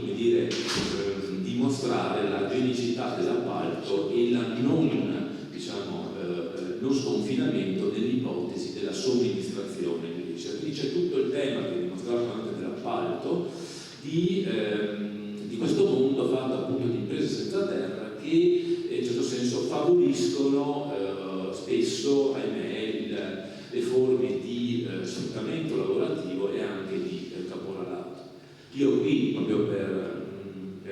aiutare me stesso, ma siamo in un consesso ovviamente di esperti, e quindi lungi da me da insegnare cos'è il caporalato, ma l'ho fatto per me stesso. Sapete che la legge 199 del 2016 detta anche legge contro il caporalato, ma in realtà vi invito a vedere anche il titolo della legge, che è un titolo composto da 3 parti e che ha un'efficacia molto più ampia. Ha riformato il 603 bis del codice penale e punendo, come si diceva, chiunque recluti non solo la manodopera allo scopo di destinarla al lavoro presso i terzi in condizioni di sfruttamento e approfittando del proprio bisogno, ma anche utilizza, e questo è importante, o assume o impiega questa manodopera di fatto sfruttandola e approfittando dello stato di bisogno. Quindi questo secondo puntino che voi vedete è soprattutto riferito spesso o comunque può realizzarsi nei confronti proprio delle imprese che ahimè utilizzano quella manodopera che viene messa a disposizione da soggetti di dubbia provenienza. Sullo sfruttamento sapete che la stessa norma ha indicato la via anche ai giudici per capire come quando si è di fronte allo sfruttamento. Io ve li ho riportati perché spesso noi li riportiamo anche alle nostre imprese quando facciamo un po' i corsi per insegnare loro attenzione, no, alle fattispecie che potreste incorrere, e vedete che sono indici, come dire, che non sono di prima, che non sono nell'immaginario spesso delle nostre imprese, perché le imprese agricole a volte pensano sì vabbè Alberto, ma io ho caporalato, non mi riguarda, un'ipotesi che magari uno pensa, come dire, rilegata a alcune regioni d'Italia. In realtà vedete che questi indici di sfruttamento sono ad esempio la reiterata, quindi non la singola, ma la reiterata corresponsione di retribuzioni in modo difforme dai contratti collettivi. Noi abbiamo avuto purtroppo un'azienda che reiteratamente non ha corrisposto alla retribuzione dovuta al contratto collettivo nazionale, soprattutto quello provinciale, perché l'agricoltura è forte il contratto provinciale, che è stata contestata al fattispecie del 600 bis, oppure la reiterata violazione delle norme sull'orario lavoro, periodi di riposo, le ferie, i riposi settimanali. E poi, ecco, questo è un aspetto importante, la sussistenza delle violazioni in materia di sicurezza e igiene dei luoghi di lavoro. Qui il legislatore non ci dice che è necessaria la reiterata, ma vedete che parla di sussistenza di violazioni delle norme, oltre il punto 4 che è quello di, come dire, far soggiornare i lavoratori in condizioni alloggiative degradanti. Qui vi ho riportato, ma sono, ripeto, sempre anche a me stesso, perché nel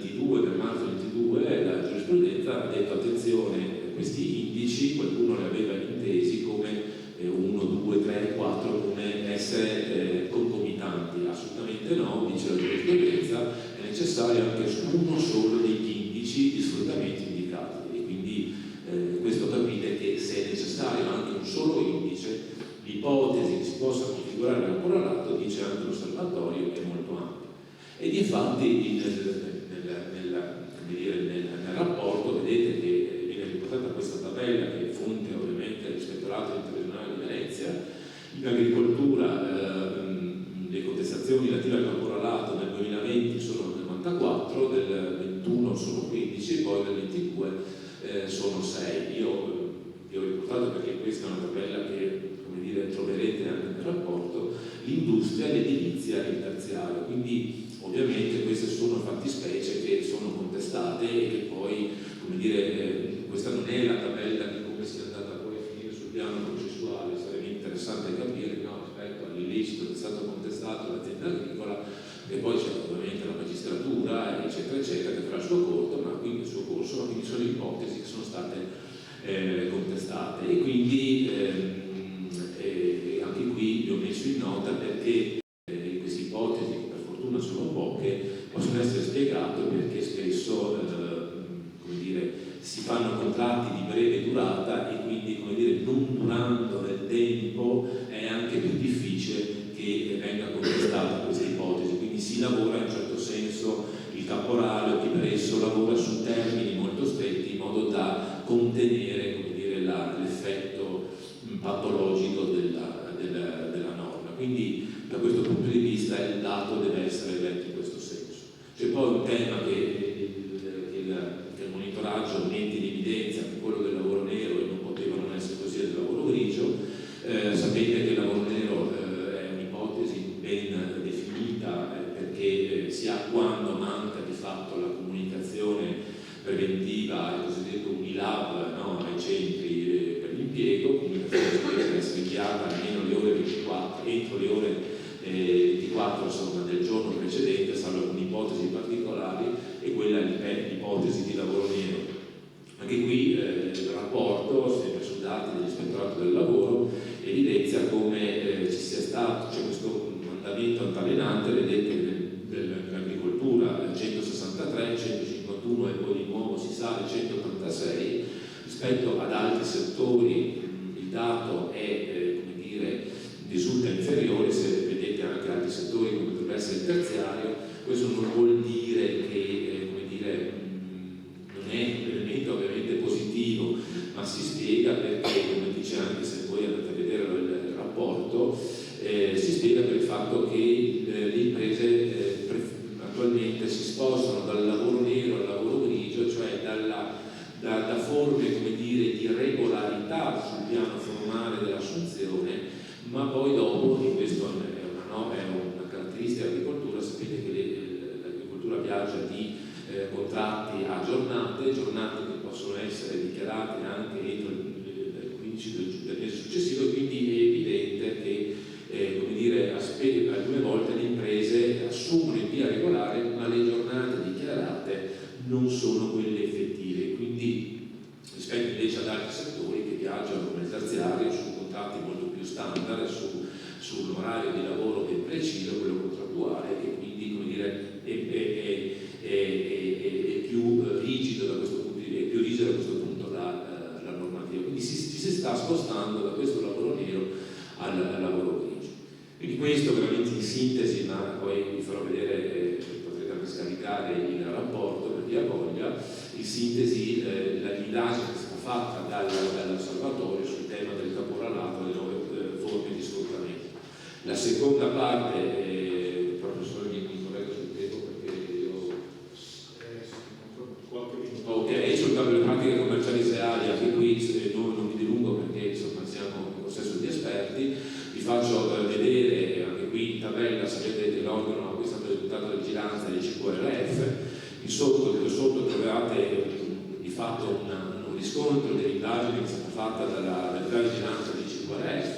Il CQRF appunto ha ormai avviato un'attività che però è recente, perché il decreto è di 2 anni fa ormai, però tuttavia l'attività di vigilanza insomma è appena partita, e questo è il risultato dell'attività di vigilanza a livello nazionale. A livello veneto ci si sta approntando verso soprattutto i settori della grande distribuzione, delle filiere dell'ortofrutta, del latte e del vino, come se andate a vedere il rapporto, di fatto la contestazione dell'assenza della forma scritta e della violazione dei termini di pagamento delle fatture è la contestazione principale. Come sapete, questo è stato fatto proprio per garantire alle imprese agricole in primis tempi certi sui pagamenti da parte soprattutto della pubblica amministrazione. Sull'indagine campionale, adesso sarò veramente veloce, ho ritenuto opportuno riportarvi quelli che sono stati i risultati di un sondaggio che ha visto 600 persone maggiorenni residenti in Veneto e ai quali è stata somministrate alcune domande che adesso io vi farò vedere e che sono stati coinvolti in questo caso i cittadini, le istituzioni e le aziende agricole. Quindi il sondaggio ha una fonte, come dire, scientifica che è stato condotto da ISEE e quindi può come dire, definirsi anche una rappresentazione veritiera di quello che è il pensiero dei cittadini, delle istituzioni e delle aziende agricole. Sui cittadini vedete in questo caso qual è stato la domanda è stata quanto ritiene sicuri i prodotti alimentari in vendita nel nostro paese. Di fatto il cittadino lo ritiene assolutamente 55% sicuro, un andamento che è quello del 2022 e quindi di fatto fatto la percezione del cittadino sulla sicurezza dei prodotti alimentari in vendita in Italia è di fatto confortante. Per quanto riguarda invece la domanda è stata quanto ritiene la rete di controllo sui prodotti alimentari messi sul mercato, quanto ritiene sia sufficiente, qui è abbastanza sufficiente, quindi in Veneto un cittadino su 5 ha avuto un'esperienza diretta con i familiari, tale per cui appunto ritiene abbastanza o sufficiente la rete di controlli. Io volevo fare su questa slide qui vado avanti, giusto perché i tempi sono stretti, mi interessava farvi vedere questa, che una slide un po' significativa, perché la domanda è stata: negli ultimi anni avrà sentito parlare di casi di frode o contraffazione alimentare? Se potesse decidere lei che pene infliggere per questi reati, vedete che c'è una propensione da parte soprattutto della fascia 18-34, una fascia di giovani, a sospendere l'attività, mentre l'arresto, che è una forma grave insomma, di pena, di fatto non è sentita meno dai giovani, e in particolar modo invece dalla fascia degli over 55. Quindi questo a dire che insomma c'è una fascia di popolazione divisa per età e divisa per donne e uomini che risponde diversamente alla domanda se sia il caso di arrestare chi commette reato di frode o di contraffazione. Qui ecco, questo è uno slide importante, perché anche qui la domanda capita di sentire notizie di pizzerie, bar, supermercati che di fatto sono legati alla criminalità organizzata. La domanda è stata: lei andrebbe in una di queste attività che conosce essere, come dire, era stato oggetto di criminalità organizzata? Ovviamente l'87 dice in nessun caso, però c'è una fetta di 6% dei intervistati dice che io tutto sommato anche se l'attività legata alla criminalità ci andrei se i prodotti fossero di ottima qualità. Capite che è una risposta un po' che lascia a chi ovviamente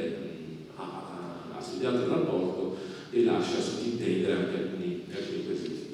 Sull'imprese, ok, allora io vi lascio direttamente le slide e ovviamente potrete utilizzarle. Vi segnalo solo, visto che siamo in casa, il progetto INCAS, giusto per dire, il progetto INCAS, giusto per domandarsi anche ma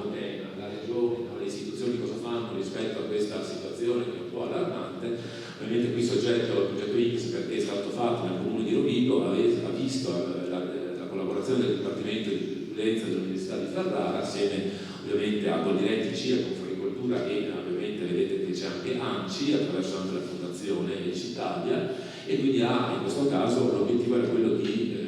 indagare sulle principali criticità del fenomeno della criminalità nell'ambito agricolo, soprattutto con riferimento alla situazione degli immigrati e dei lavoratori. Chiudo dicendo che alle mie spalle c'è questo QR code, chi volesse inquadrarlo e scaricarlo può farlo, e lì potrà trovare ovviamente tutte le parti che sono state da me esaminate dal professore, e che chi vuole può scaricarlo in formato PDF, e lì potrà trovare anche altri dati che non sono stati da me inseriti per brevità di tempo, e già sono stato lungo, professore. Grazie a voi. Intanto la ringrazio per aver ricordato la conclusione della sua relazione con il progetto, perché c'è stato proprio un incontro il mese scorso, quindi poi tra l'altro rispetto alla prima parte del suo intervento, dove lei si è occupato culturalmente del fenomeno controllato, si tratta di un altro versante sul quale siamo impegnati, in particolare le colleghe del diritto del lavoro, il professore Saborelli, anche presso questa sede ci sono attività proprio su questo versante, quindi è uno spunto sul quale potremo lavorare anche in futuro, anche su questo versante. Per quanto riguarda le risposte ai sondaggi, direi che se quasi il 90% di chi ha risposto ha escluso che frequenterebbe un esercizio del genere, con lieve scostamento, possiamo considerare un lieve scostamento statistico, 5-6% di chi ci andrebbe comunque, magari fosse un zero familiare, magari fosse un zero familiare. Grazie. Dunque, chiamo ora al tavolo dei relatori, sono molto contento di poterlo fare, l'avvocato Montesarchio, direttore operativo di Unioncamere Veneto,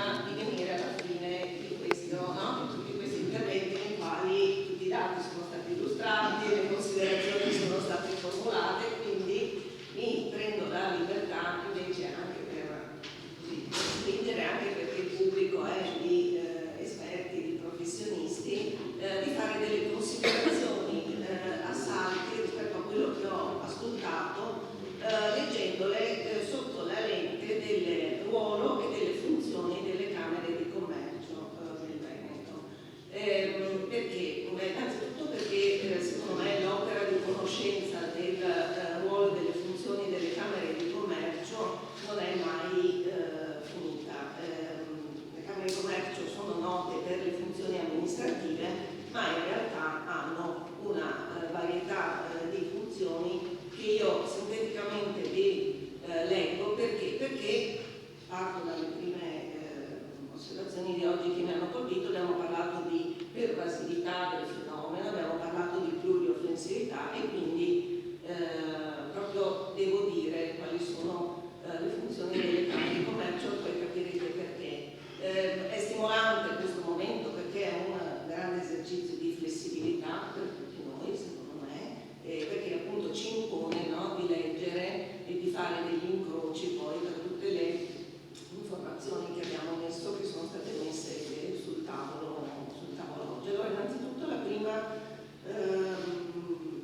informazione che io vi lancio è quella relativa alla natura delle camere di commercio. Le camere di commercio sono un soggetto molto originale, molto particolare, perché è un ente pubblico, un soggetto pubblico, ma è governato dalle imprese, dalle categorie economiche che, sapete, siedono nei consigli camerali e quindi sono i soggetti che rappresentano le imprese,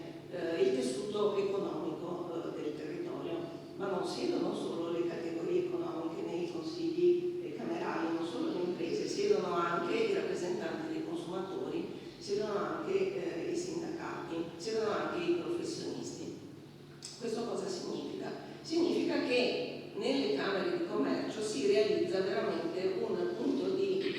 incontro di tutte le forze del nostro territorio, i nostri territori. Parentesi, le camere di commercio hanno subito in questi anni un lungo processo di riordino, per cui adesso sono 61, dobbiamo arrivare a 60 sul territorio nazionale, quindi non abbiamo più la coincidenza tra provincia e Camera di Commercio, no? Sono in alcune, in Veneto noi l'abbiamo fatto per prima dell'entrata in vigore della norma del decreto legislativo 219, hanno subito degli accorpamenti. Ma dicevo, questa composizione dei consigli camerali fa sì che le camere di commercio siano veramente un luogo di costruzione di relazioni, di dialogo, di fiducia. E qui vengo a quello che diceva il consigliere Belt, no, che ha letto un po' tutte le attività che Union Camere nella ricognizione poi ha segnalato alla Regione. Quelle sono alcune, perché con Coldiretti abbiamo lavorato, con Confartigianato lavoriamo, e questo è proprio, deriva proprio da questa natura delle camere di commercio, presso le quali appunto trovano ascolto e trovano poi risposta le esigenze delle imprese, del territorio, della società. Quindi questo è il primo stimolo che vi lancio, nel senso che, ripeto, qui siamo tra professionisti esperti. Voi nelle camere di commercio potete sempre venire con pressoché qualsiasi tema di interesse per la competitività, la crescita del territorio, e trovare degli interlocutori validi, degli interlocutori che ascoltano, degli interlocutori attenti, ma soprattutto degli interlocutori, secondo me questo poi è il bello del nostro lavoro, che fanno sempre lo sforzo di utilizzare il linguaggio più adatto al soggetto che hanno di fronte. E qui vado a dirvi velocemente e poi appunto, ripeto, capirete perché le funzioni delle camere di commercio. Nell'articolo 2 della legge 580, che appunto è stato riformato dal decreto legislativo 219, noi passiamo dalle funzioni, quelle che vi dicevo più note, di tenuta del registro imprese, alle funzioni quindi di pubblicità legale, alla funzione poi di raccolta di tutti i dati relativi alla costituzione, l'avvio e l'esercizio delle attività dell'impresa. Passiamo poi alla tutela del consumatore e della fede pubblica, e questo diciamo quello che apparentemente rileva di più, sicuramente è importantissimo rispetto al tema che trattiamo qui oggi, con funzioni di vigilanza e controllo sulla sicurezza e conformità dei prodotti e sugli strumenti che sono soggetti alla disciplina della metrologia legale. Ma poi abbiamo funzioni di sostegno alla competitività delle imprese e dei territori che facciamo come? Attraverso attività di informazione economica, attraverso assistenza alla non solo creazione delle imprese ma alla vita dell'impresa, il loro accompagnamento e la loro preparazione ai mercati internazionali, che facciamo con parole sempre a volo d'angelo sull'Italian Sounding. Poi abbiamo anche la valorizzazione del patrimonio culturale e del turismo, e questo lo dico perché, ripeto, abbiamo parlato della contraffazione, no? Come fenomeno trasversale. Poi abbiamo anche competenze in materia ambientale, abbiamo parlato naturalmente degli effetti della contraffazione e dei danni all'ambiente, ma abbiamo anche funzioni di orientamento al lavoro e alle professioni e di supporto all'incontro tra domanda e offerta. E questo lo dico a proposito degli accenni agli studenti universitari,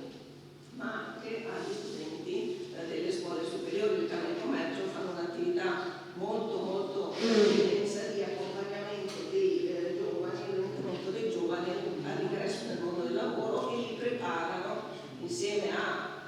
penso a Libera, penso alla sezione regionale dell'albo dei gestori ambientali, li preparano sui concetti base per affrontare non necessariamente il mondo dell'impresa, ma il mondo. E quindi i concetti base dell'economia, concetti base su cosa significa rispettare le regole, quindi fare proprio educazione. E appunto li accompagniamo poi alla transizione quindi dal mondo della scuola al mondo del lavoro. Quello che diceva il generale, il colonnello Morelli della Guardia di Finanza, acquistare la consapevolezza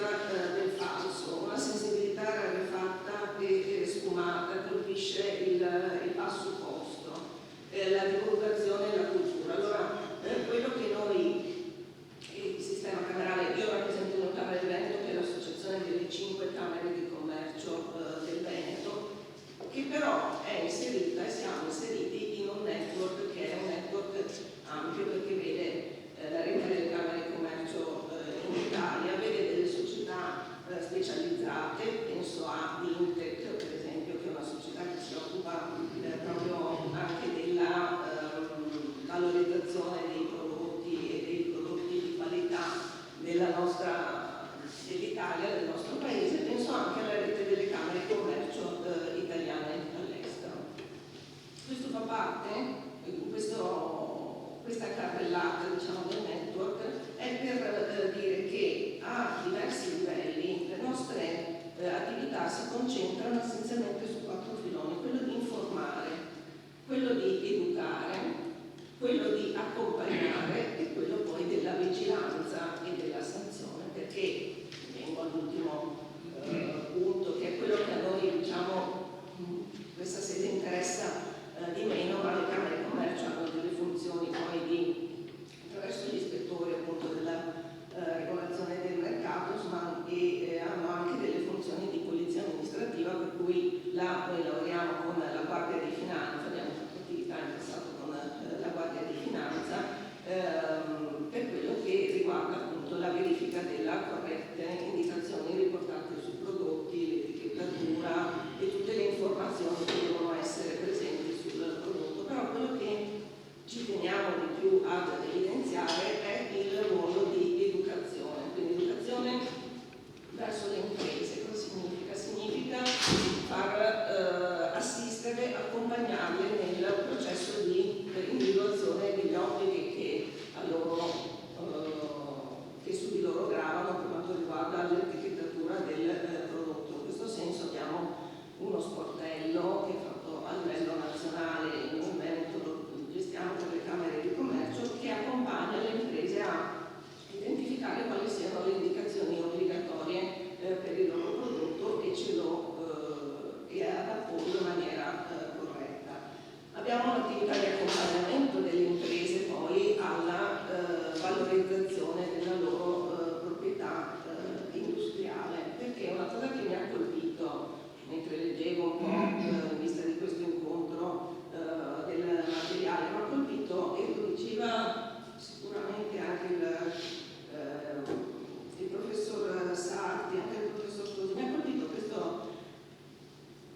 idea, questa sensazione che appunto sia un reato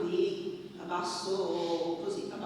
impatto, no? Che sia un reato di importanza minore, quello della contraffazione. Quindi da un lato c'è la percezione da parte del consumatore che si tratti dei nostri prodotti, la qualità, il valore del prodotto made in Italy sia sicuramente legato all'identità, no? Quindi c'è questa, però poi al tempo stesso c'è come una dissociazione l'idea che sia un reato così minore, ripeto, di poco peso. Questo è stato acuito sicuramente dalla pandemia, dal periodo poi della chiusura così, e del blocco a casa, della possibilità insomma, di ricercare attraverso il web dei prodotti, quindi diciamo di navigare nel web, ma sicuramente questo ci dice che il lavoro da fare è quello sulla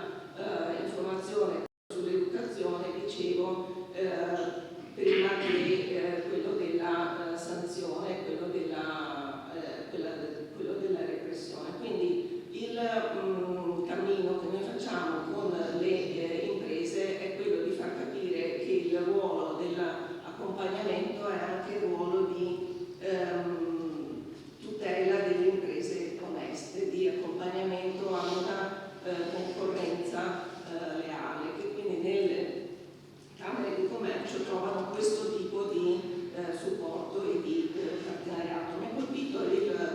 fatto che non si riesca a far percepire quali sono gli investimenti al consumatore, quali sono gli investimenti che fanno le imprese in materia di appunto proprietà industriali, di innovazione, di ricerca di nuovi materiali e di nuovi processi produttivi. In questo senso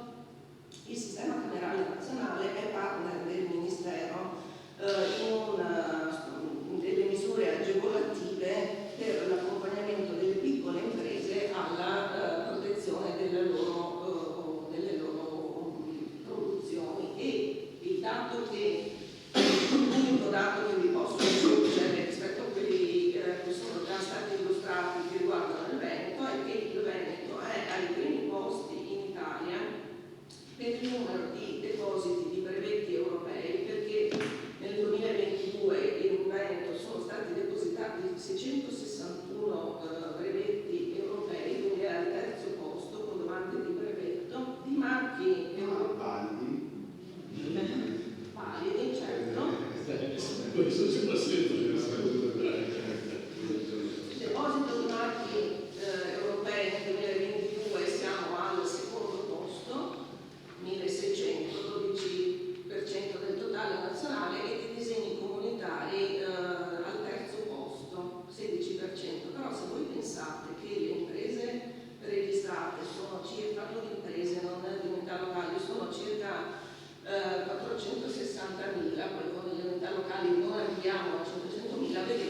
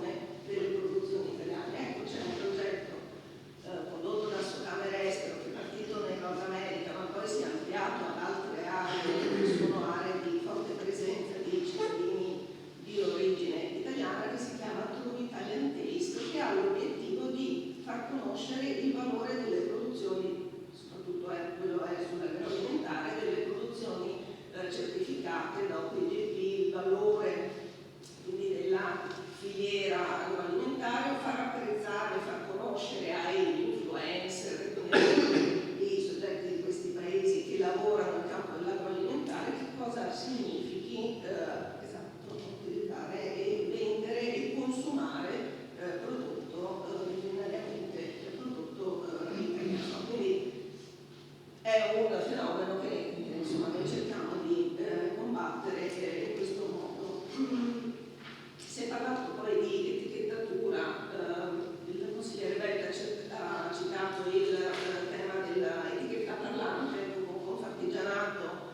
e abbiamo fatto la regione ha usato il progetto sperimentale che attraverso appunto l'inserimento poi di questi chip permette ai consumatori di leggere la scheda informativa del prodotto, quindi dà uno strumento all'imprenditore, uno strumento ai consumatori, però già diciamo questo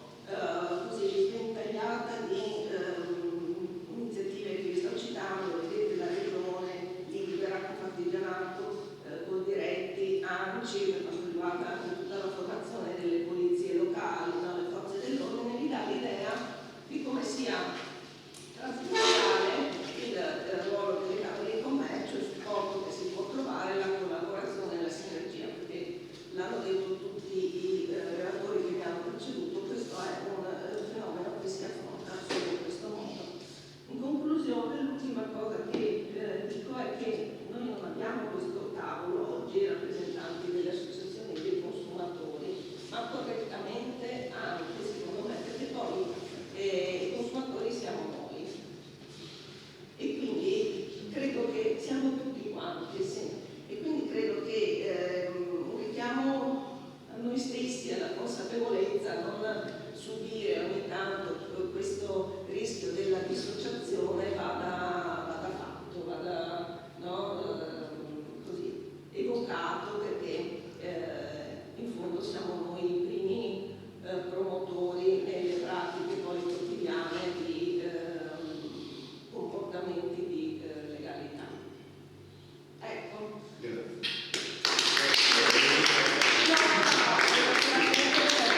Ciascuna Camera di Commercio del nostro territorio esistono appunto gli uffici per la regolazione del mercato, come c'era dicendo una collega che è responsabile dell'ufficio della Camera di Commercio di Padova, quindi diciamo che si può contare veramente su un network integrato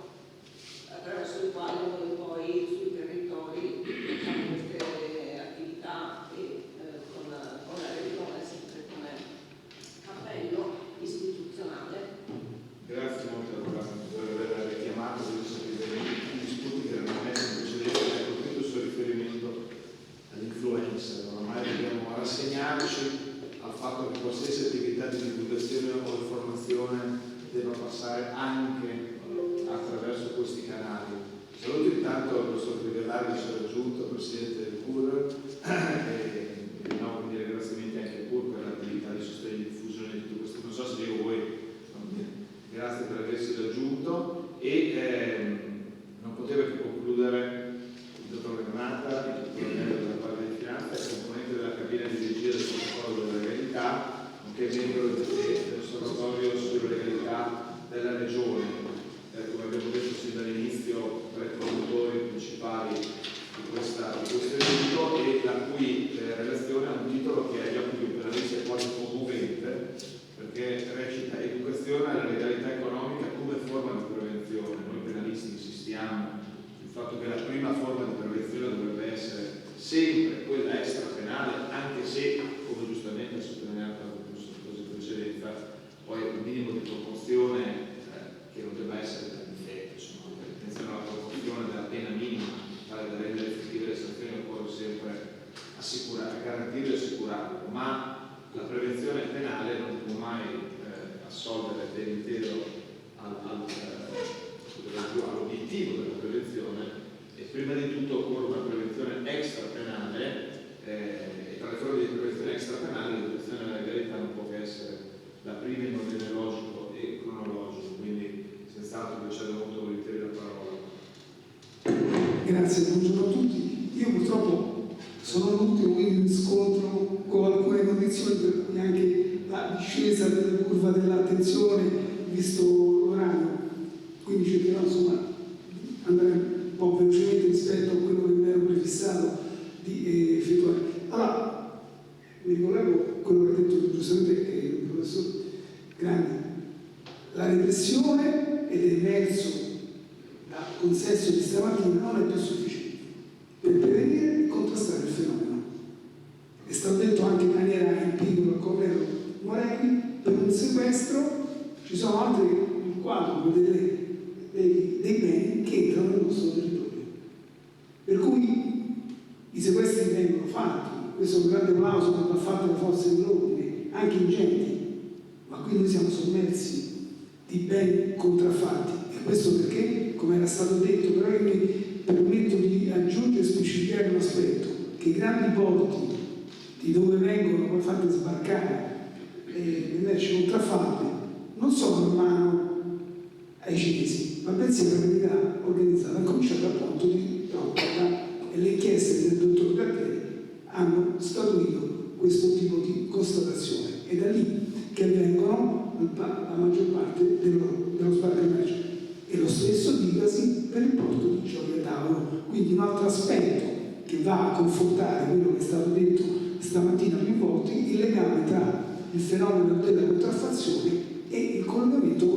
con gli sodalizi criminosi di stampo mafioso.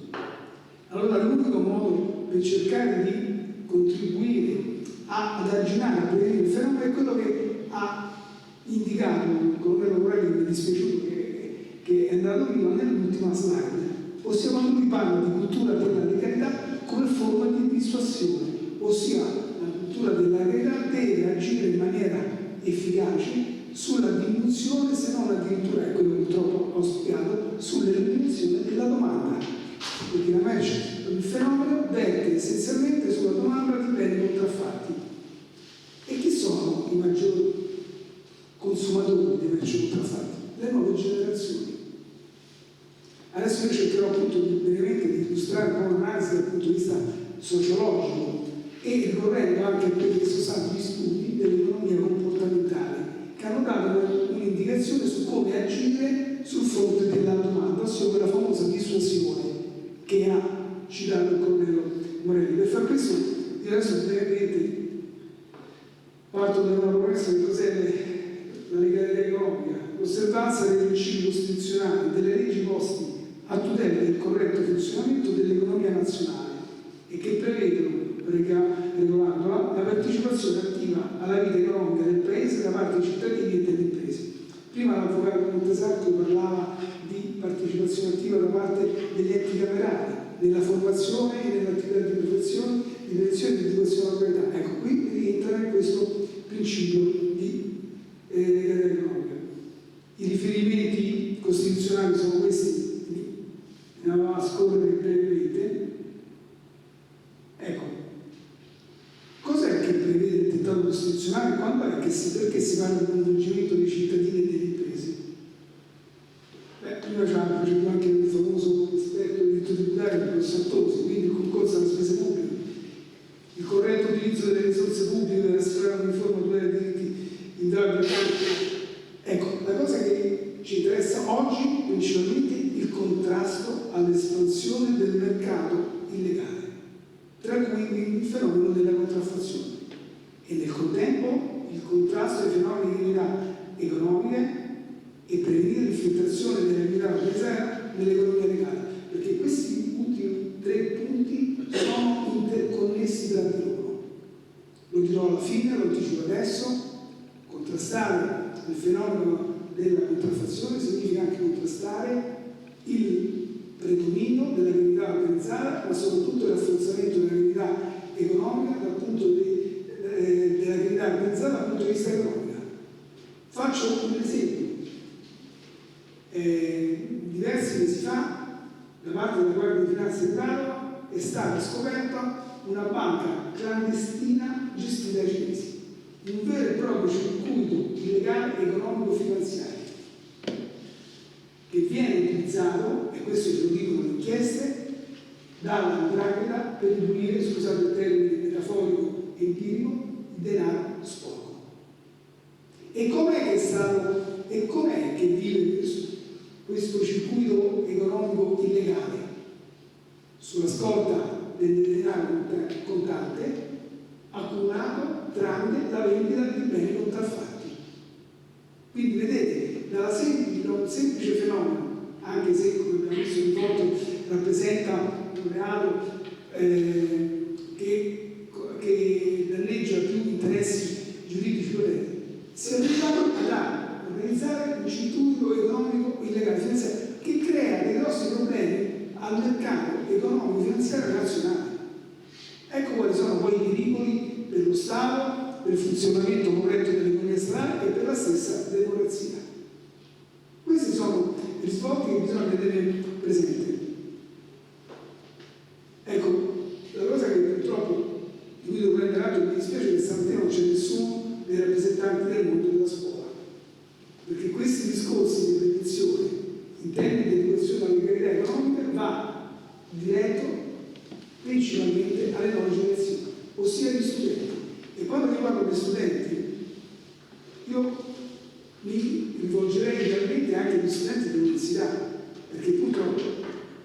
dobbiamo prendere atto che anche gli studenti dell'università acquistano beni contraffatti. Lo faremo l'anno prossimo. Ma è un dato di fatto. Allora, io adesso cercherò, nei limiti che consentito dal tempo, cercare di capire quali sono i meccanismi a livello socio-psicologico che determinano queste scelte di comportamenti illegali da parte dei soggetti più giovani, che noi qui però dobbiamo cominciare a individuare, seppur giovani, uno studente, sia delle superiori che dell'università, dobbiamo definirlo come un uomo economico. L'uomo nel suo giro economico.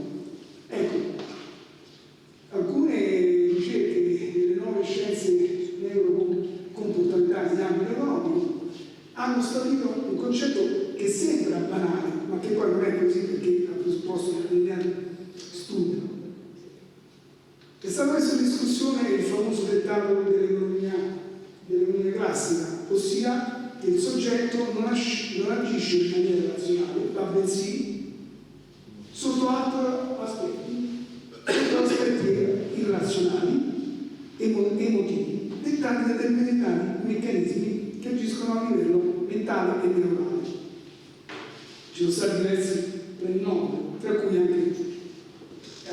soprattutto da allora noi perché dobbiamo fare tesoro di questi insegnamenti? E soprattutto gli studi che ha effettuato Tata, ossia noi dobbiamo cercare di dissuadere, di cercare di instillare la cultura della legalità economica non con dei comportamenti repressivi che abbiamo visto che non sono sufficienti, ma con la cosiddetta spintarella oggettiva, cioè cercare di convincere le persone a modificare un certo comportamento, perché l'ha ribadito più volte il professor Tosi, le sanzioni pecuniarie sono irrilevanti, non costituiscono assolutamente un deterrente, soprattutto i consumatori finali. In termini molto banali, lo vedremo, il ragazzo che acquista la cinta della grande griffa, se ne disinteressa della sanzione pecuniaria, per esempio. Allora, qui ci sono tre aspetti. I primi aspetti sotto cui agisce l'uomo economico dal punto di vista nazionale sono il primo e questo qua. Secondo, delle distorsioni cognitive, i cosiddetti bias, sono i procedimenti mentali intuitivi e spiegativi che determinano la costruzione di un'idea generica su un argomento senza effettuare troppo sforzi cognitivi, quindi al di fuori di un giudizio di costrutti mentali indotti dal contesto sociale e culturale, come rilevano importanti sociologi, e qui io ne elenco. In estrema sintesi, l'uomo economico attuale, e mi riferisco ai giovani, sono poi influenzati da quello che viene comunemente detto del consumismo più sfrenato, i famosi marchi. E purtroppo il dato che trattate, ovviamente non è questa la sede, purtroppo il fatto di essere influenzati negativamente da ricorrere all'acquisto dei grandi marchi deve apparire.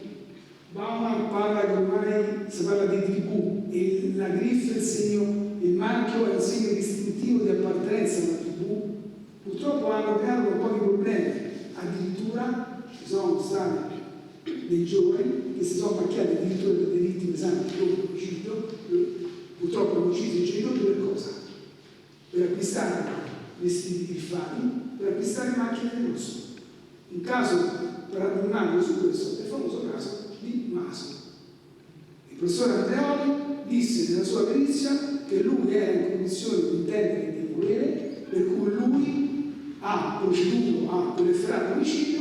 per una questione di soldi, per il padrone di questi soldi. E questo purtroppo si è verificato in altri casi dove la meta dell'omicidio era quello che processasse dei soldi.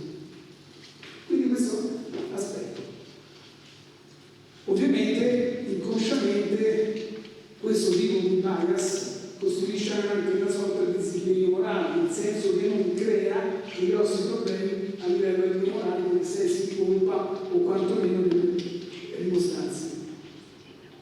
Ecco, un altro aspetto che delle scelte legali è rappresentato dalla famosa formula di Becker, dove si vengono prese in considerazione le probabilità di essere scoperti, che sarebbe la lettera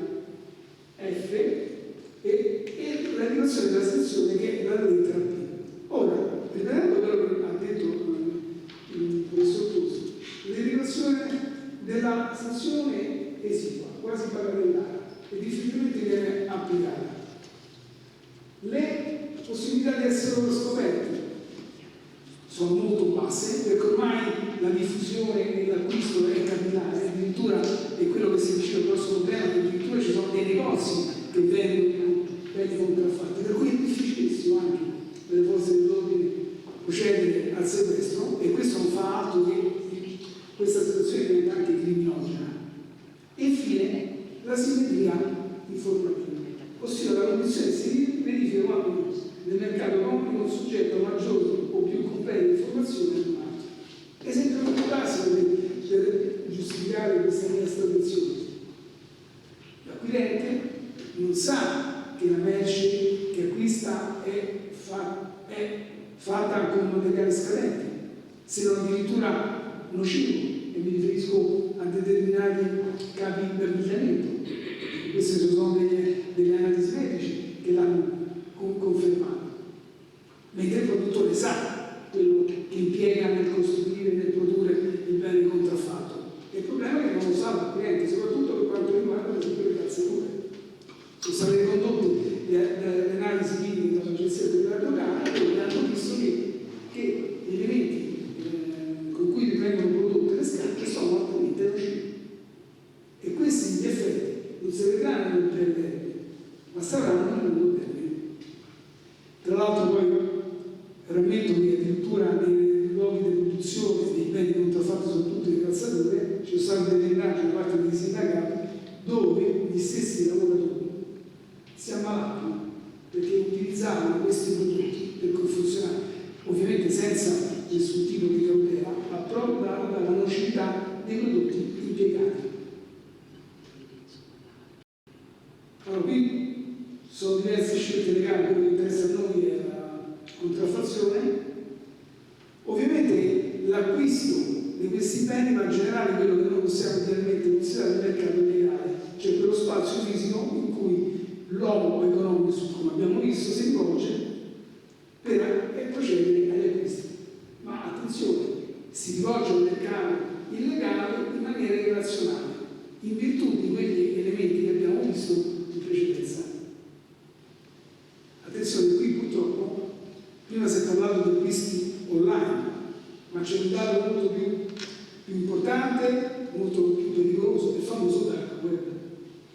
Per cui noi, attraverso dei sistemi sofisticati di investigazione, possiamo anche individuare quali sono i siti dove vengono effettuate le vendite, e poi ci sono problemi dal punto di vista giuridico di intervenire perché i server sono tutti resti non esposti, ma possono essere tracciati. Il grosso problema è il dark web,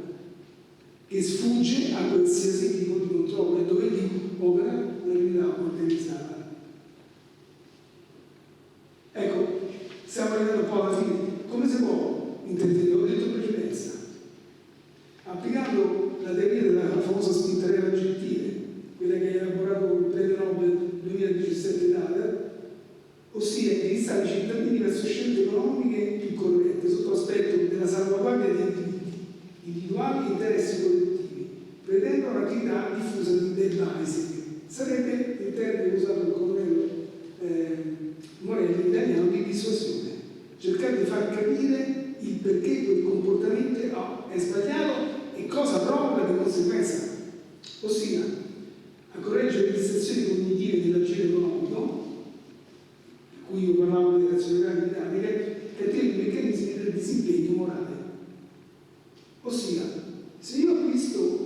paio di scarpe contraffatti che danno poco,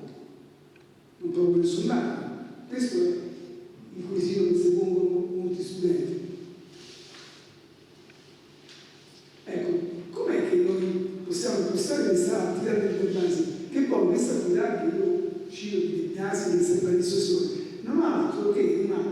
piattaforma per una ipotetica lezione da rivolgere agli studenti, sia dei medi superiori, ripeto, ma anche e soprattutto dell'università, anche perché funziona. Gli studenti universitari saranno i futuri imprenditori, saranno i futuri anche professionisti. E purtroppo, quindi possiamo dire, per esempio, un dato che viene riscontrato anche da un'analisi che è stata fatta da alcuni docenti di Ca' Foscari, in ambito universitario c'è quella pratica diffusa delle fotocopie dei testi universitari. Questo è il grosso problema, che più o meno, diciamo ingenuamente, gli stessi docenti e gli stessi studenti acquisiscono, utilizzano, senza crearsi nessun problema culturale, senza tener conto qual è la conseguenza di quel semplice gesto di fotografare un libro intero. Tutte quelle conseguenze che oggi noi abbiamo visto. Allora, cominciamo a dire chi sono i soggetti danneggiati dalla contraffazione. Oggi l'abbiamo visto, sono aziende sane che producono bene e che loro a loro volta devono sostenere i maggiori costi per combattere la contraffazione. Addirittura ci sono grandi case che spendono parecchi soldi per quanto riguarda le investigazioni private o altri sistemi di controllo. Però è stato detto più volte, cosa succede? Qual è la conseguenza di questa concorrenza sleale? Che ovviamente le aziende vanno in crisi, l'azienda se va in crisi purtroppo cosa determina? Una riduzione dei posti di lavoro, disoccupazione, e questo poi si riperdono sul sistema socio-economico, perché poi il problema della disoccupazione crea ulteriori problemi a livello sociale. C'è purtroppo la conseguenza da un punto di vista fisico e quindi patologico, perché questo è stato purtroppo accettato, che le disoccupazioni nascono determinate patologie, per cui c'è un ulteriore aggravio sul sistema sanitario nazionale. Questo è il primo aspetto. Qual è l'altro aspetto? Con la chiusura delle aziende per colpa della contraffazione. Mancato gettito erariale. L'abbiamo visto stamattina, scusate, lo ripeto in maniera molto brava. Il mancato gettito erariale cosa comporta? Minor disponibilità, minori risorse finanziarie da parte dello Stato per quanto riguarda la spesa sociale. Sono automatismi che è sempre meglio in evidenza. Ecco, quindi io ho visto quali sono le vittime indirette, oltre alle vittime singole, le vittime collettive. Quindi le aziende non solo, anche gli azionisti, i creditori, che non sono sempre utili. E quello che abbiamo detto prima, l'entità statale, l'erario statale. Stamattina si è ripetuto più volte per mancato gettito dal punto di vista fiscale. E la disoccupazione crea problemi anche a livello della sicurezza economica e finanziaria, dell'ordine pubblico, della sanità pubblica, come ho cercato di illustrare in maniera molto chiara. Ecco, e poi bisogna rendere più consci gli studenti, i destinatari di questo tipo di attività di DPS, di queste lezioni sull'educazione alla creatività economica, che attraverso la contraffazione, oltre agli altri 10 di natura economica, noi rafforziamo la criminalità economica. Una maggiore rafforzamento della criminalità organizzata crea problemi, come ormai è stato detto più volte in altri consensi, sotto l'aspetto sia dello svolgimento normale del nostro sistema democratico, ma allo stesso Stato. Attenzione, attraverso il rafforzamento economico della criminalità organizzata ne risente anche il sistema politico e quindi i provvedimenti legislativi. Faccio un esempio: qualche anno fa ci fu una grossa operazione per quanto riguarda il gioco d'azzardo illecito, dove dove furono irrogate sanzioni miliardarie. È stato emanato un provvedimento legislativo e quelle sanzioni sono state ridotte di tantissimo. Si parlava di migliaia di euro a fronte di milioni di euro contestati. Ecco, questo è l'esempio della forza di persuasione e di pressione che può avere l'unità organizzata a seguito della sua espansione economica. E di conseguenza espansione dell'unità organizzata anche nell'ambito della corruzione.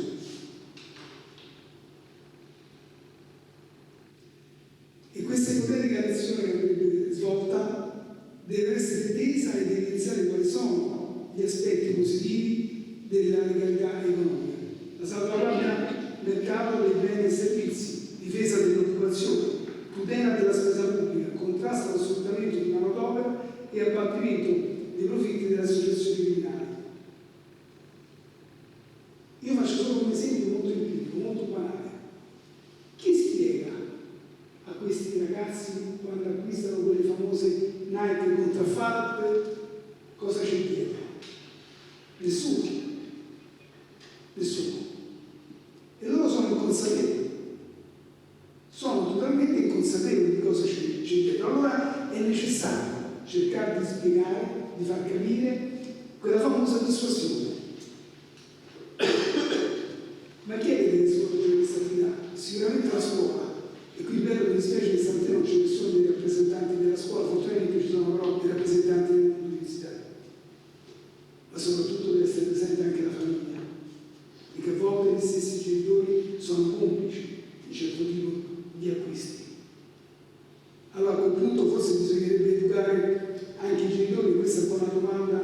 che lancio in maniera provocatoria. Perché se la famiglia non svolge più un tipo di educazione, questa volta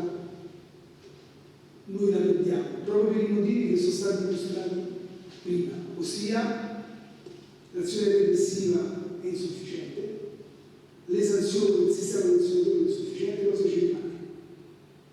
L'educazione alla legalità, però deve essere portata avanti da più attori, da più soggetti. Ripeto, la scuola e la famiglia sono di fondamentale importanza, poi chiaramente ci sono anche le associazioni di famiglia, ma i primi due sono di fondamentale importanza. Quindi ben vengano i protocolli di intesa che vengono stipulati tra il MIUR, la Guardia di Finanza per procedere a questo tipo di elezione, però bisogna lavorare molto su questo aspetto. Qui se ci sono eventuali approfondimenti o una breve bibliografia. Grazie per l'attenzione.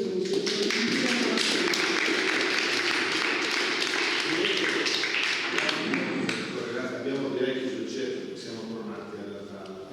messaggio iniziale per cui l'educazione attraverso gli agenti istituzionali o citati, che direi che conforta anche la direttrice. Ogni nostro incontro si apre e si chiude, qualsiasi sia l'argomento legato alla legalità, l'appello alla scuola e alla famiglia, che chiaramente sono sovraincaricati per forza di compiti educativi e ineludibili. Direi che noi cercheremo di fare la nostra parte, quindi gli spunti per i seminari che coinvolgono i nostri studenti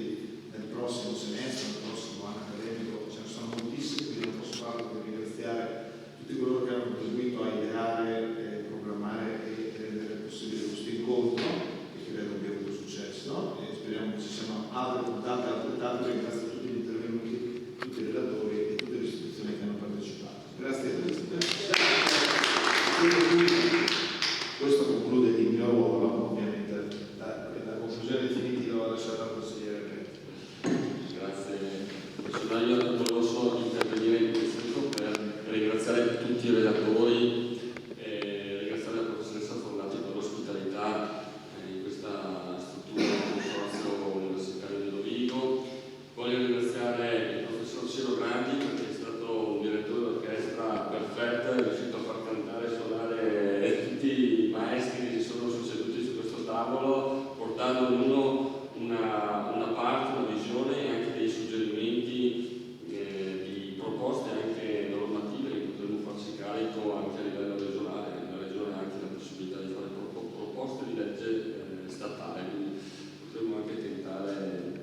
azzardare